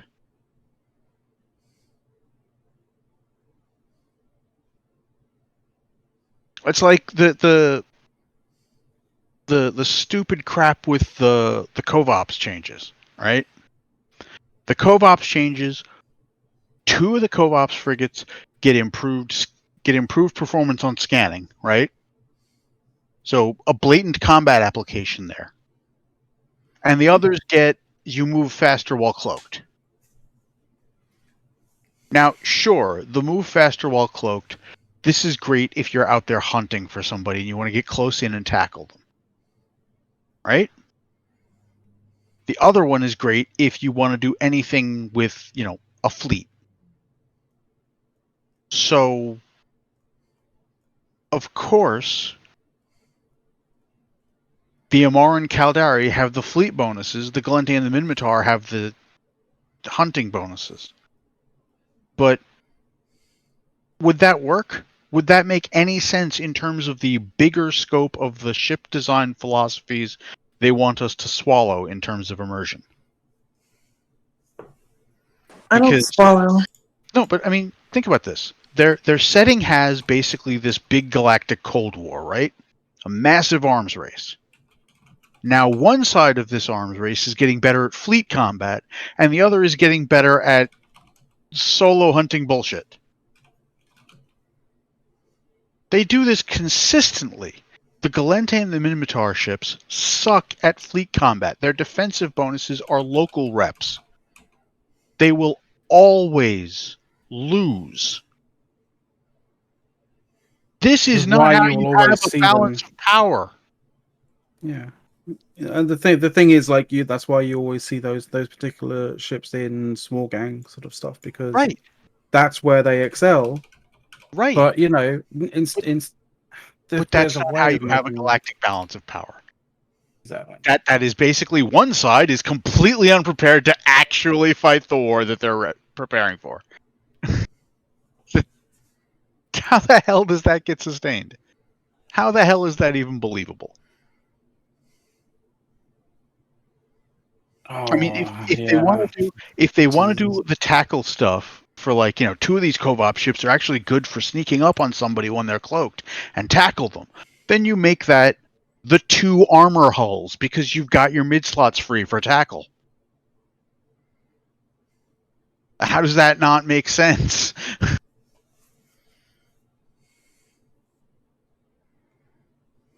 And that leaves both of your 2 shield ships as the ones that improve fleet performance.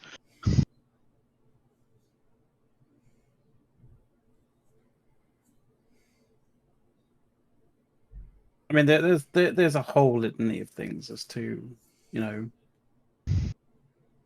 really is how basically how sort of ship kind of choices and, like, what the ships are designed to do in relation to the factions. This quadrant. This quadrant is supposed to be about it's supposed to be about the stories of the empires of Eve. And right now, this quadrant is highlighting this is stupid. Only a little bit. Not a little bit. Look, it's one thing to say, oh, well, these guys are good at small gang stuff, these guys aren't. That's great. But when you look at the meta in Nullsec over the years, because Nullsec is where the fleet fights happen, Nullsec is the closest thing to what actual Empire versus Empire, or EVE, if you will, combat would look like in Eve. EVE? I know. Huh? But Eve versus Nullsec is the closest you're going to get to what these navies should be preparing for, right? Look at the meta over the years. it's almost always Kaldari and Damar stuff. For defensive bonuses. When it hasn't been, it's been ships that don't get defensive bonuses. Ishtars, Megathrons. Well, the reason why is because of how they set up their original bonuses in the first place. Exactly. Amar has always been heavy armor and only armor. And Right, Kaldari is only shield. And Amar Galente and Mimitar are mixed in between. No, it's not. Galente and Mimitar aren't really mixed in between. Galente don't do shield stuff. Well, Galente are armor. Galente, I've seen people put shield stuff on plenty of Galente shield ships. stuff on Galente, but the Galente defensive bonus is the same as the Minmatar defensive bonus. The Minmatar defensive bonus is improved local shield boosters. The Galente defensive bonus is improved local armor reppers, which in large-scale fleet combat means nothing because you're getting volleyed right through one ship's pathetic reps. The only ship in all of that bullshit where the meta has been around a ship with local defensive bonus from Galente or Minmatar was when it was Alpha Fleet. And that's because we weren't using the Maelstrom for its defensive bonuses. We were using it for 8 goddamn 1400 millimeter artillery cannons. That's we didn't it. give a damn about it. We didn't give a damn about the things. Exactly. Because you just fucking reach out and delete shit. Yeah. Isn't this Arendis' version of Old Man Screaming at Clouds? Because it sounds like he's talking about very old stuff that got lost a long time ago. I'm not talking about... Well, no, the thing is, it's not about old stuff. They continue to say, oh, well, look at our storyline. Look at the empires. Look at all this lore. Except they are apparently completely oblivious to it themselves. Yeah, that's my point, right? They completely ignore and undermine the original premises of their own lore. I'm not even worried about the original premise. Not even original. They can revamp it. They could throw out shit like those defensive bonuses and give them the ones that make more sense if they want. In fact, I'd prefer that, because if they just say, oh, well, we have to stick to this stuff now, then, again, you're continuing this, there is a balance of power. The United States versus Guatemala. It doesn't fucking make sense. Jesus Christ.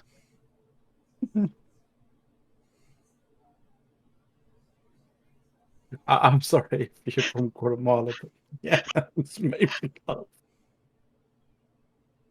So, I don't know, it's just where my head went. But, I mean, you get the idea. The balance of power is not at all balanced under the structure they've got set up.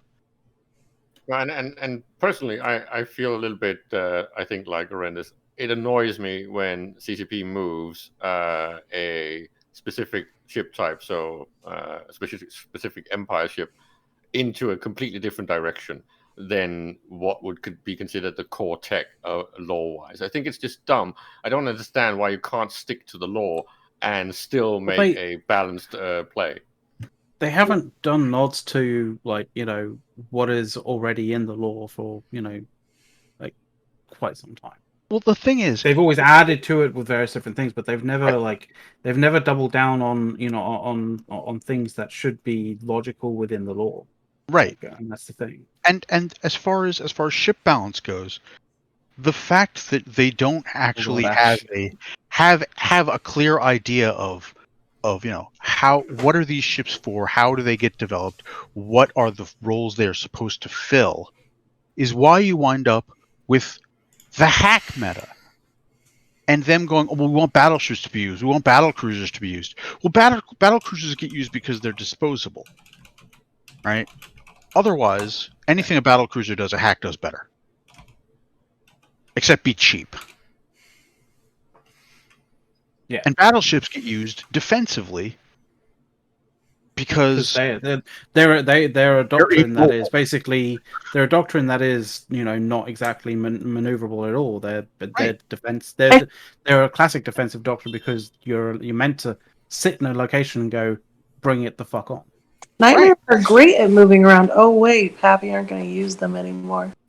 Nightmares are great at moving around until you want to maybe, I don't know, put a fax with them because you need that much rep. Yeah, but it doesn't matter anymore because no one's going to be using nightmares. If you want a cheap How nightmare, expensive faction battleships are? Yeah, probably not. come down to T5Z if you want some cheap nightmares. I know some people in Goonswarm that are buying them up for fun. I mean, But TFIs are getting used, but that's the trailing. time when you're using nightmares is when you're trying to dodge. You're using a battleship fleet that's trying to dodge, like, XL turret fire Right. from things like Titans. Yeah, because they're not going to dodge Hawes. I don't care how fast your battleship is. No. But if you're in a nightmare doctrine, you stay far enough away from the optimal range of Hawes. So We actually talked about that once. If someone tried to dread bomb a Revenant, if we were wondering, like, given enough time, could you motorboat away from the dreads enough to not take too much damage? It depends on how many dreads they use to kill your Revenant. And obviously how far away let's say they drop 25 dreads on you. If they drop 25 dreads on me, then I look for exactly where they are and try getting away from at least 20 of them. Yeah, it if depends they on how accidentally close they bump you, all And the then cycle through my shadows as I doomsday them. better. Would you put shadows on? I mean, it makes sense to put shadows on, but They are a last resort option, obviously.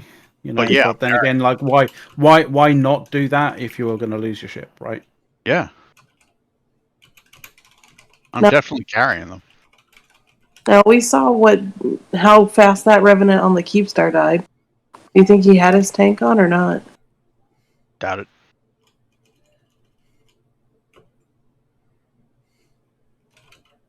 Well, I've always wanted a Revenant, and someday I will have one. I Someday. don't know how I'm going to afford it. Over time, eventually breaking out your credit card, the way CCP intends. Wow, shots fired, horrendous. Oh, please. Like my entire freaking tirade there about their lack of paying attention to actually how fleet design would work isn't shots fired. No, that's fair shots fired. You've got 4 fucking empires. Those 4 empires should all have ships devoted to doing the same exact thing because they all need all those roles filled. I just also like to point out that the idea of not having like power creep is kind of dumb.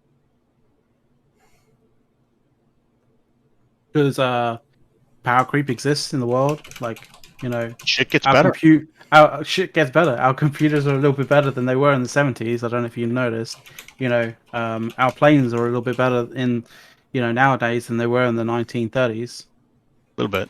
Like, just saying. Yeah. I mean, Power creep is a thing. I don't have a problem with power creep. I think there are better ways to do power creep. I think that it would be really cool if every time they, did something that updated a ship class, like you actually had to upgrade the ship class. And so it only applied to new built stuff automatically. Can I just point something out to McLeod that following real life power creep is creep of cost, and that doesn't seem to be following in EVE Online because the cost of doing things tech-wise in the real world today is a diminishing return thing, and it becomes more and more expensive.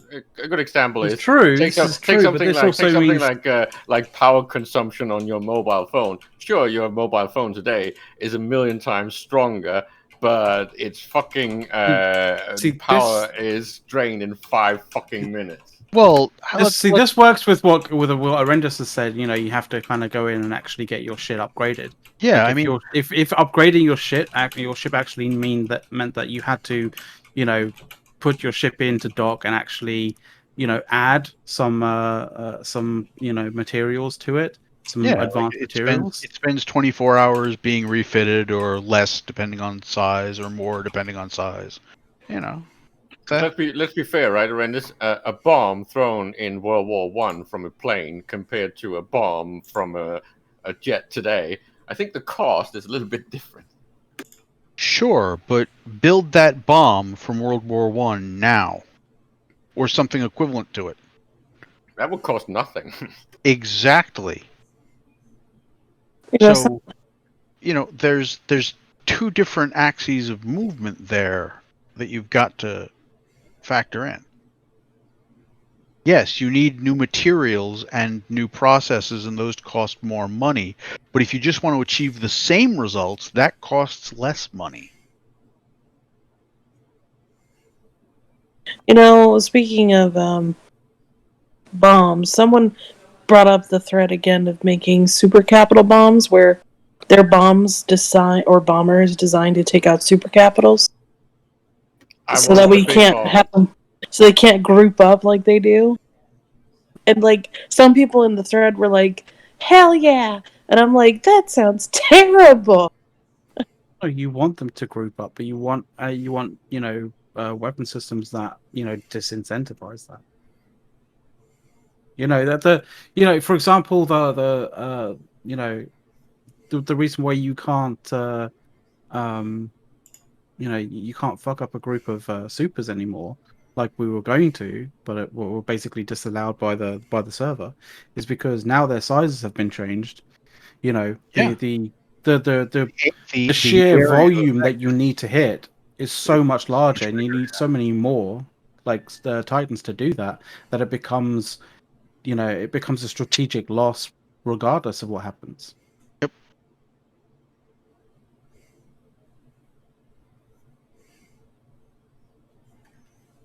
Yeah, I don't have a problem with power creep. I just like to see power creep done in a way that makes sense. Yeah.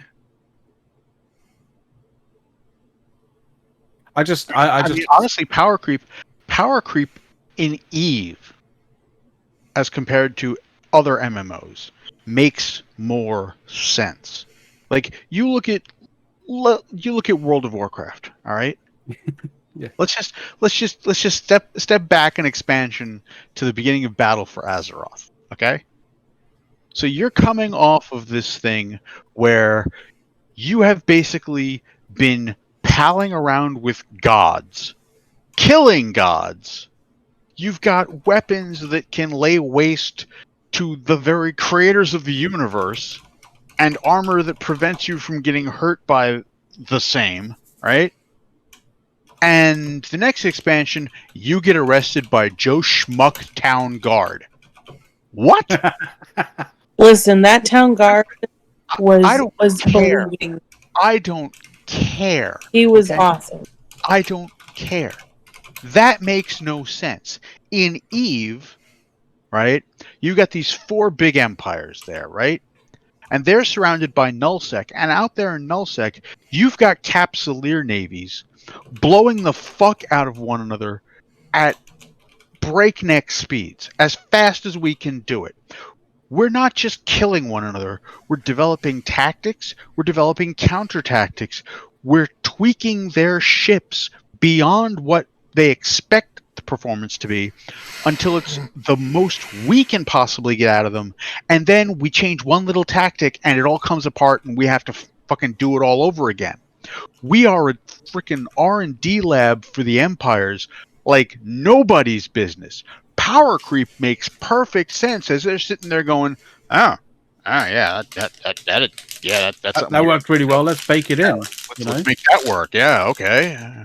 I see what they were trying there. Yeah, no, that wouldn't work because we can fix that. Okay, I just We should be able to take over high sec. no. If you can take Titans in a high sec and just zone everything, you'd get crushed. You have no. The idea of look. A few years ago, while he was still with the company, all right, Falcon laid out for the Eve RP community about what you're looking at when it comes time for actual power level of the empires.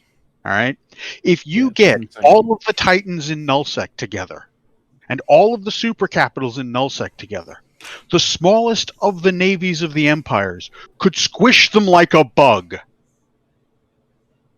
How many they outnumber 10,000 to 1 with one navy. And that's not even where are they talking hiding the about ship? Iepton Titans. Where are they hiding the ships? I don't know. The same place they hide all the shuttles and other things Concord doesn't let you see because Concord controls what shows up on your overview.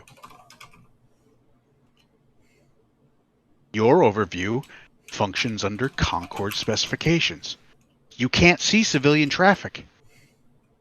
Wouldn't it be funny If the if empires don't want you to see their super capital assets, you don't see those either.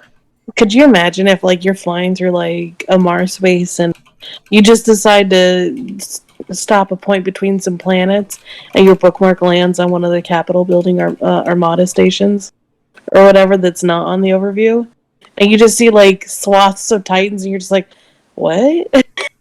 I actually would like to see that. I think if that power level exists in the game lore wise, I do think that it would be cool to visualize that more somehow. I don't know exactly how they would do it, but something like showing massive Titans parked in space and shit like that, and you can't do anything. Or if you do, you're just going to be squashed. That would be cool.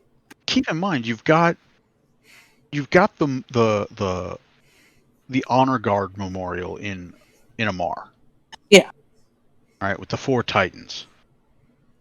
You've got the Amar Golden Fleet Honor Guard group that shows up, I think just for the Coronation Day anniversaries, where they do the whole frickin' row of, 8 super carriers by 8 super carriers, and then in there you've got groups of subcaps and capital ships and faxes, and they're not above putting pieces on the field to say, no, look how fucking impressive this can be. And that you're never going to see a group like that being something that really detracts from the operational capabilities of the Empire. It's just not going to happen. But yeah, it would be nice every now and again to actually see a naked display of power. Like the whole Triglavian invasion thing. We get told that, oh, well, yeah, the Empires are throwing capital assets at... The most you could see was like a couple of dreads per system. But it's supposed to be this, massive amounts of capital assets were involved in the fighting. And really, guys, put it on the board. I understand that if you put it on the board, Capsular is going to try and blow it up. But put it on the board. Think of like a newbie, someone who's like barely played or kind of played and heard about capitals, and they come across 100 Titans, shooting a planet and laying waste to, or like shooting a Triglavian thing or something. I don't know if they're worried about the models. Where the Equilibrium of Mankind got a Titan and they used it to doomsday a planet. Why the hell didn't the Canid Navy just drop a bunch of Titans on it and doomsday him? Now, obviously, I understand that they wanted Capsulators to be able to... They want players to be able to get involved. And that's fine. They could have done that with a bigger support fleet. Okay? And Delegate Zero and Fozzie were apparently running the NPCs at that point. And props to them for doing that. But at the same time, even if you have to make it a set piece that's not quite at the range you can interact with. Yeah. I mean, horrendous. You could have had that situation. You could have had that situation where, like, it's being supported by a bunch of faxes, and like essentially, you would have to, as Capsuleers in HiSec, take down those faxes before you could really just realistically harm that Titan. Yeah, you and could then as those faxes died, have the faction kind of come in with like a bunch of 25, 30 Titans and just doomsday that Titan off. Like, sure, I mean there are ways to do it that would showcase the power of the Empires, because the Empires are supposed to be powerful enough that they can look at us like bugs, that they can not feel threatened by these null blocks. Because let's face it, if they were so weak that we were a threat, they'd have no business tolerating our existence. I think what Horrendous is saying here is that the volunteer team that does events should really see if they can't get some more players that do massive multi-boxing. Well, the volunteer team... Okay, first off, the volunteer team needs to be expanded. CCP needs to also expand how much money they're willing to put into the not volunteer team for these things, because the more you invest in your setting, the more you invest in making the game feel right, the more he'll have people buy in and stay with the game.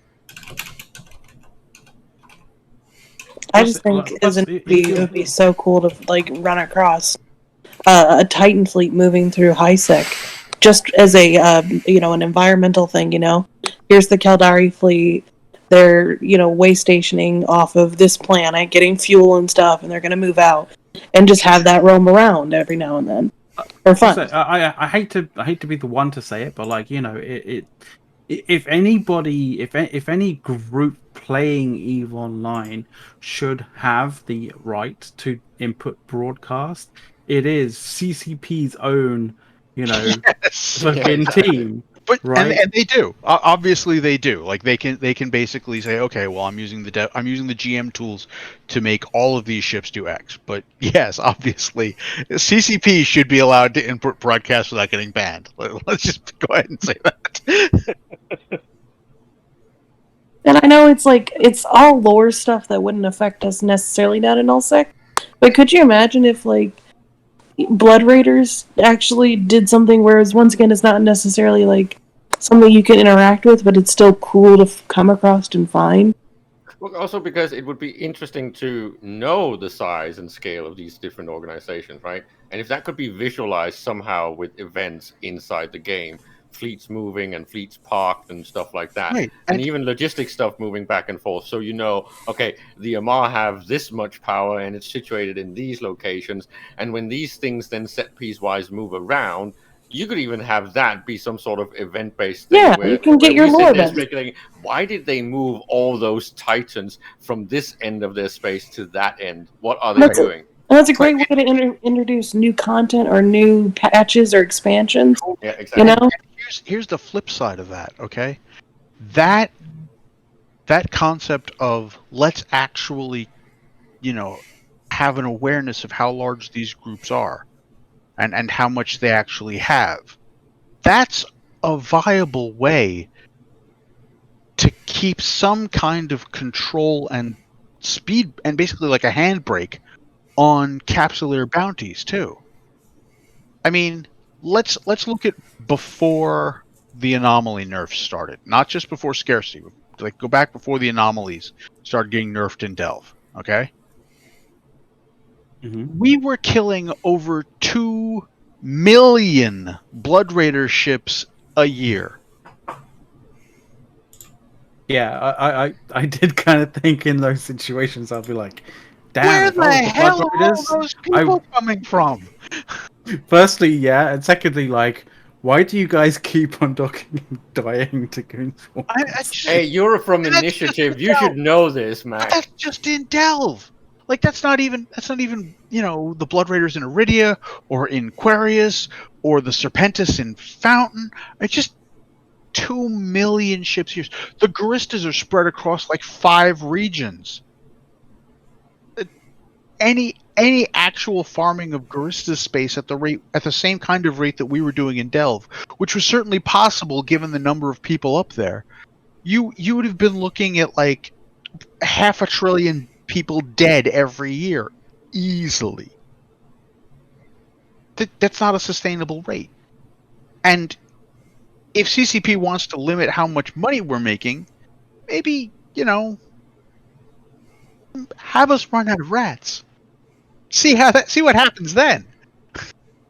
Good point. Oh my god. A big news story, Blood Raider menace exterminated. And just watch how everybody reacts to that. You can't farm if you've killed the cattle. See, this is the type of scarcity we need. And oh my god, that would qualify as a reactive measure, responsive to what the players are doing. Well, and it's great content for the newbies and the RPers, because the RPers always talk about how they don't have enough content or enough RP.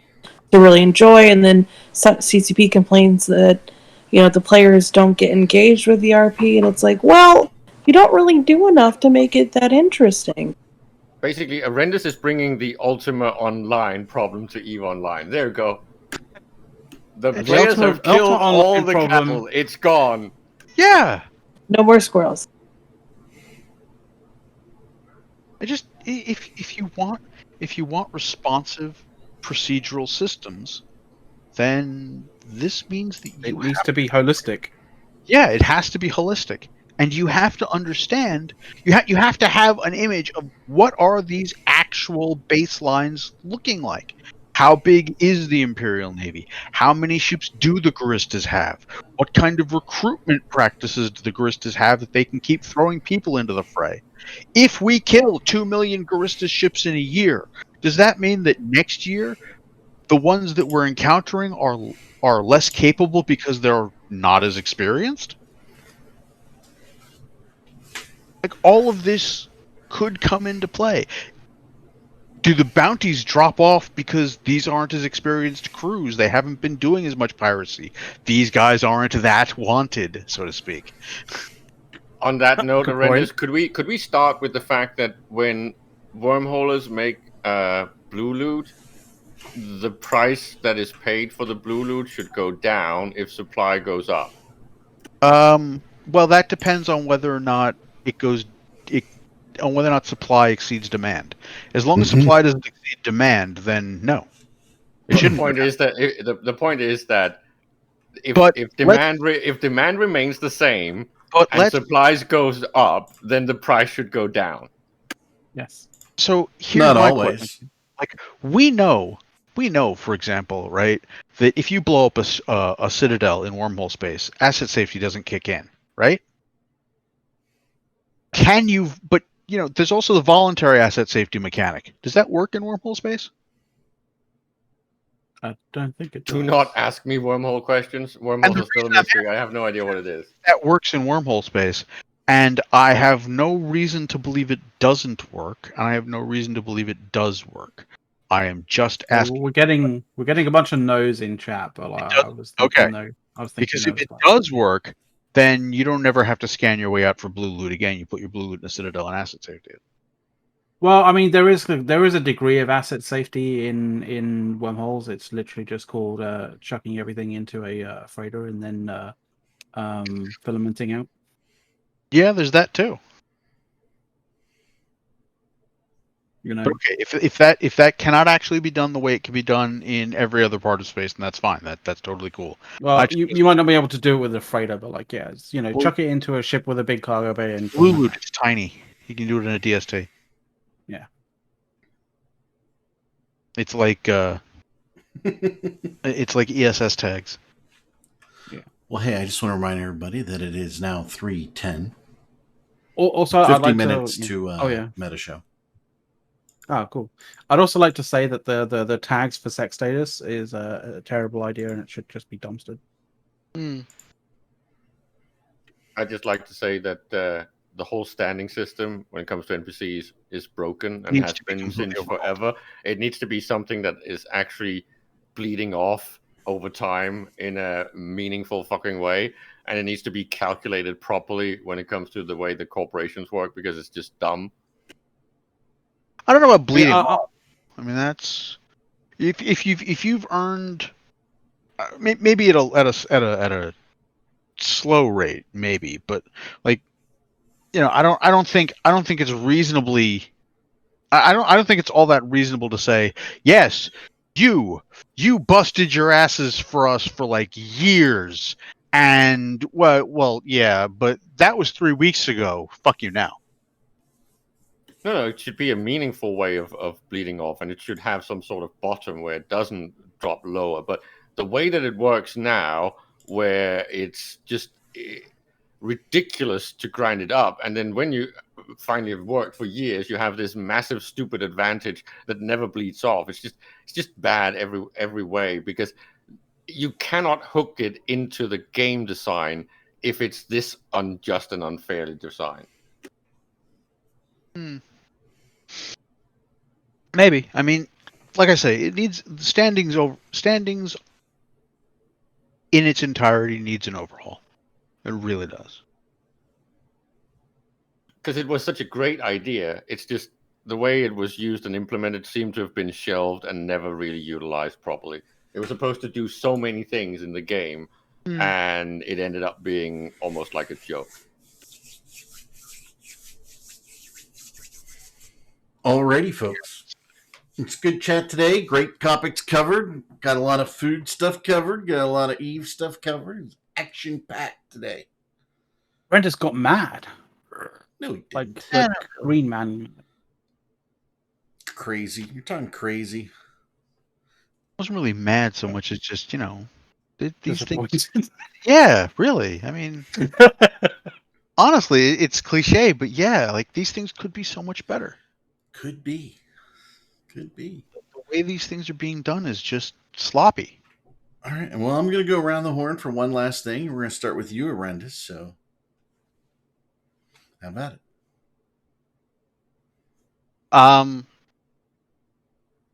From what I've heard while talking to Rattati in a number of different occasions, he is trying to take a more holistic look at everything, but he needs to be prepared to take both a holistic look and a very, very zoomed in look. He needs to understand how everything fits together from big picture all the way down to the very granular. And that's a huge ask of anyone. I expect he's going to get it horribly, horribly wrong several times over. But that doesn't mean he shouldn't try. All right. Caleb?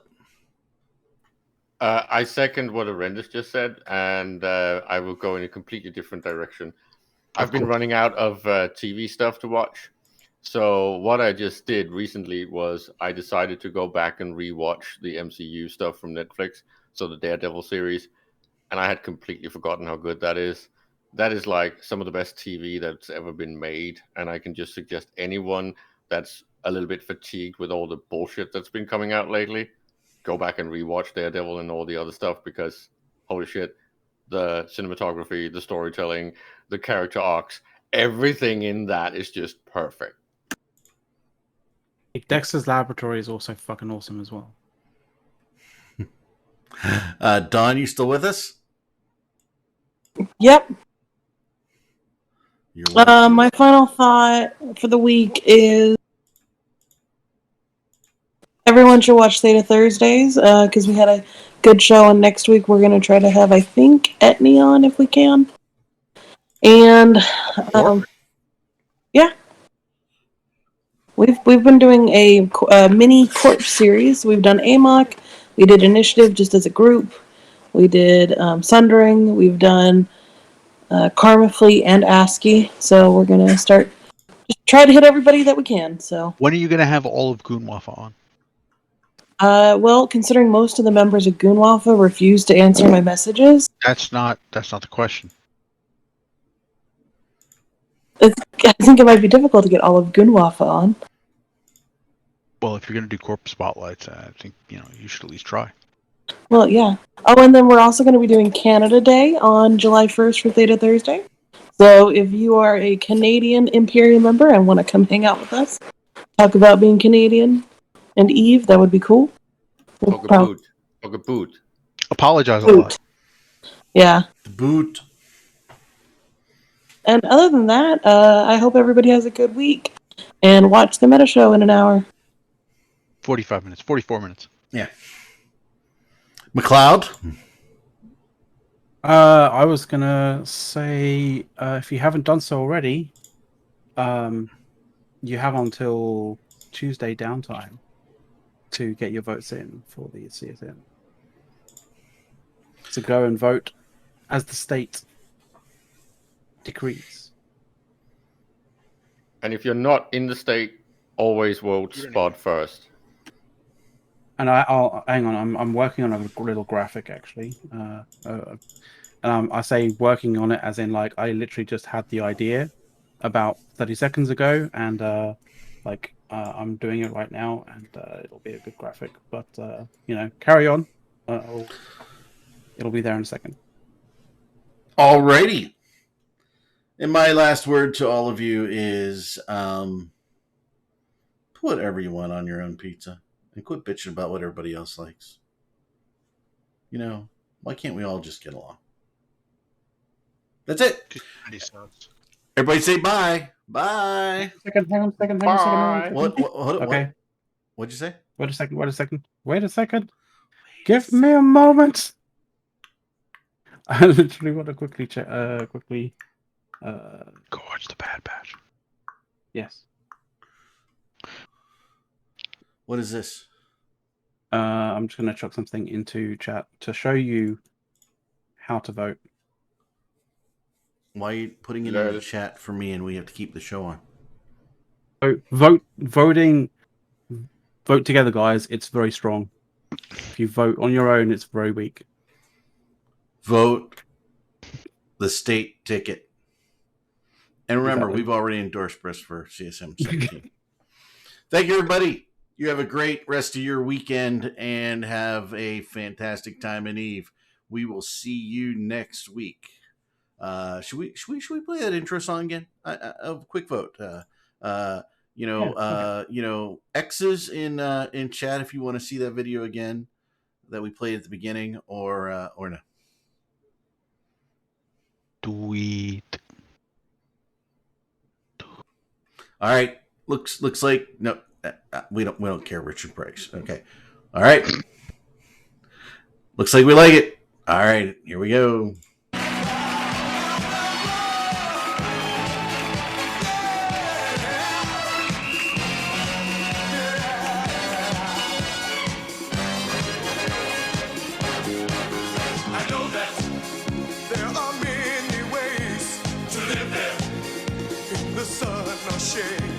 Together, we will find a place to settle down and live with space without the busy pace that needs the hustling, rustling of the feet.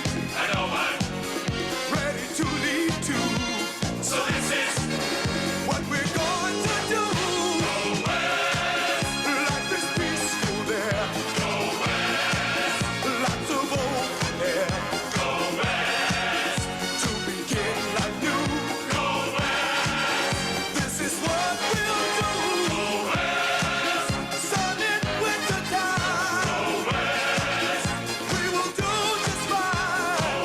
Woo!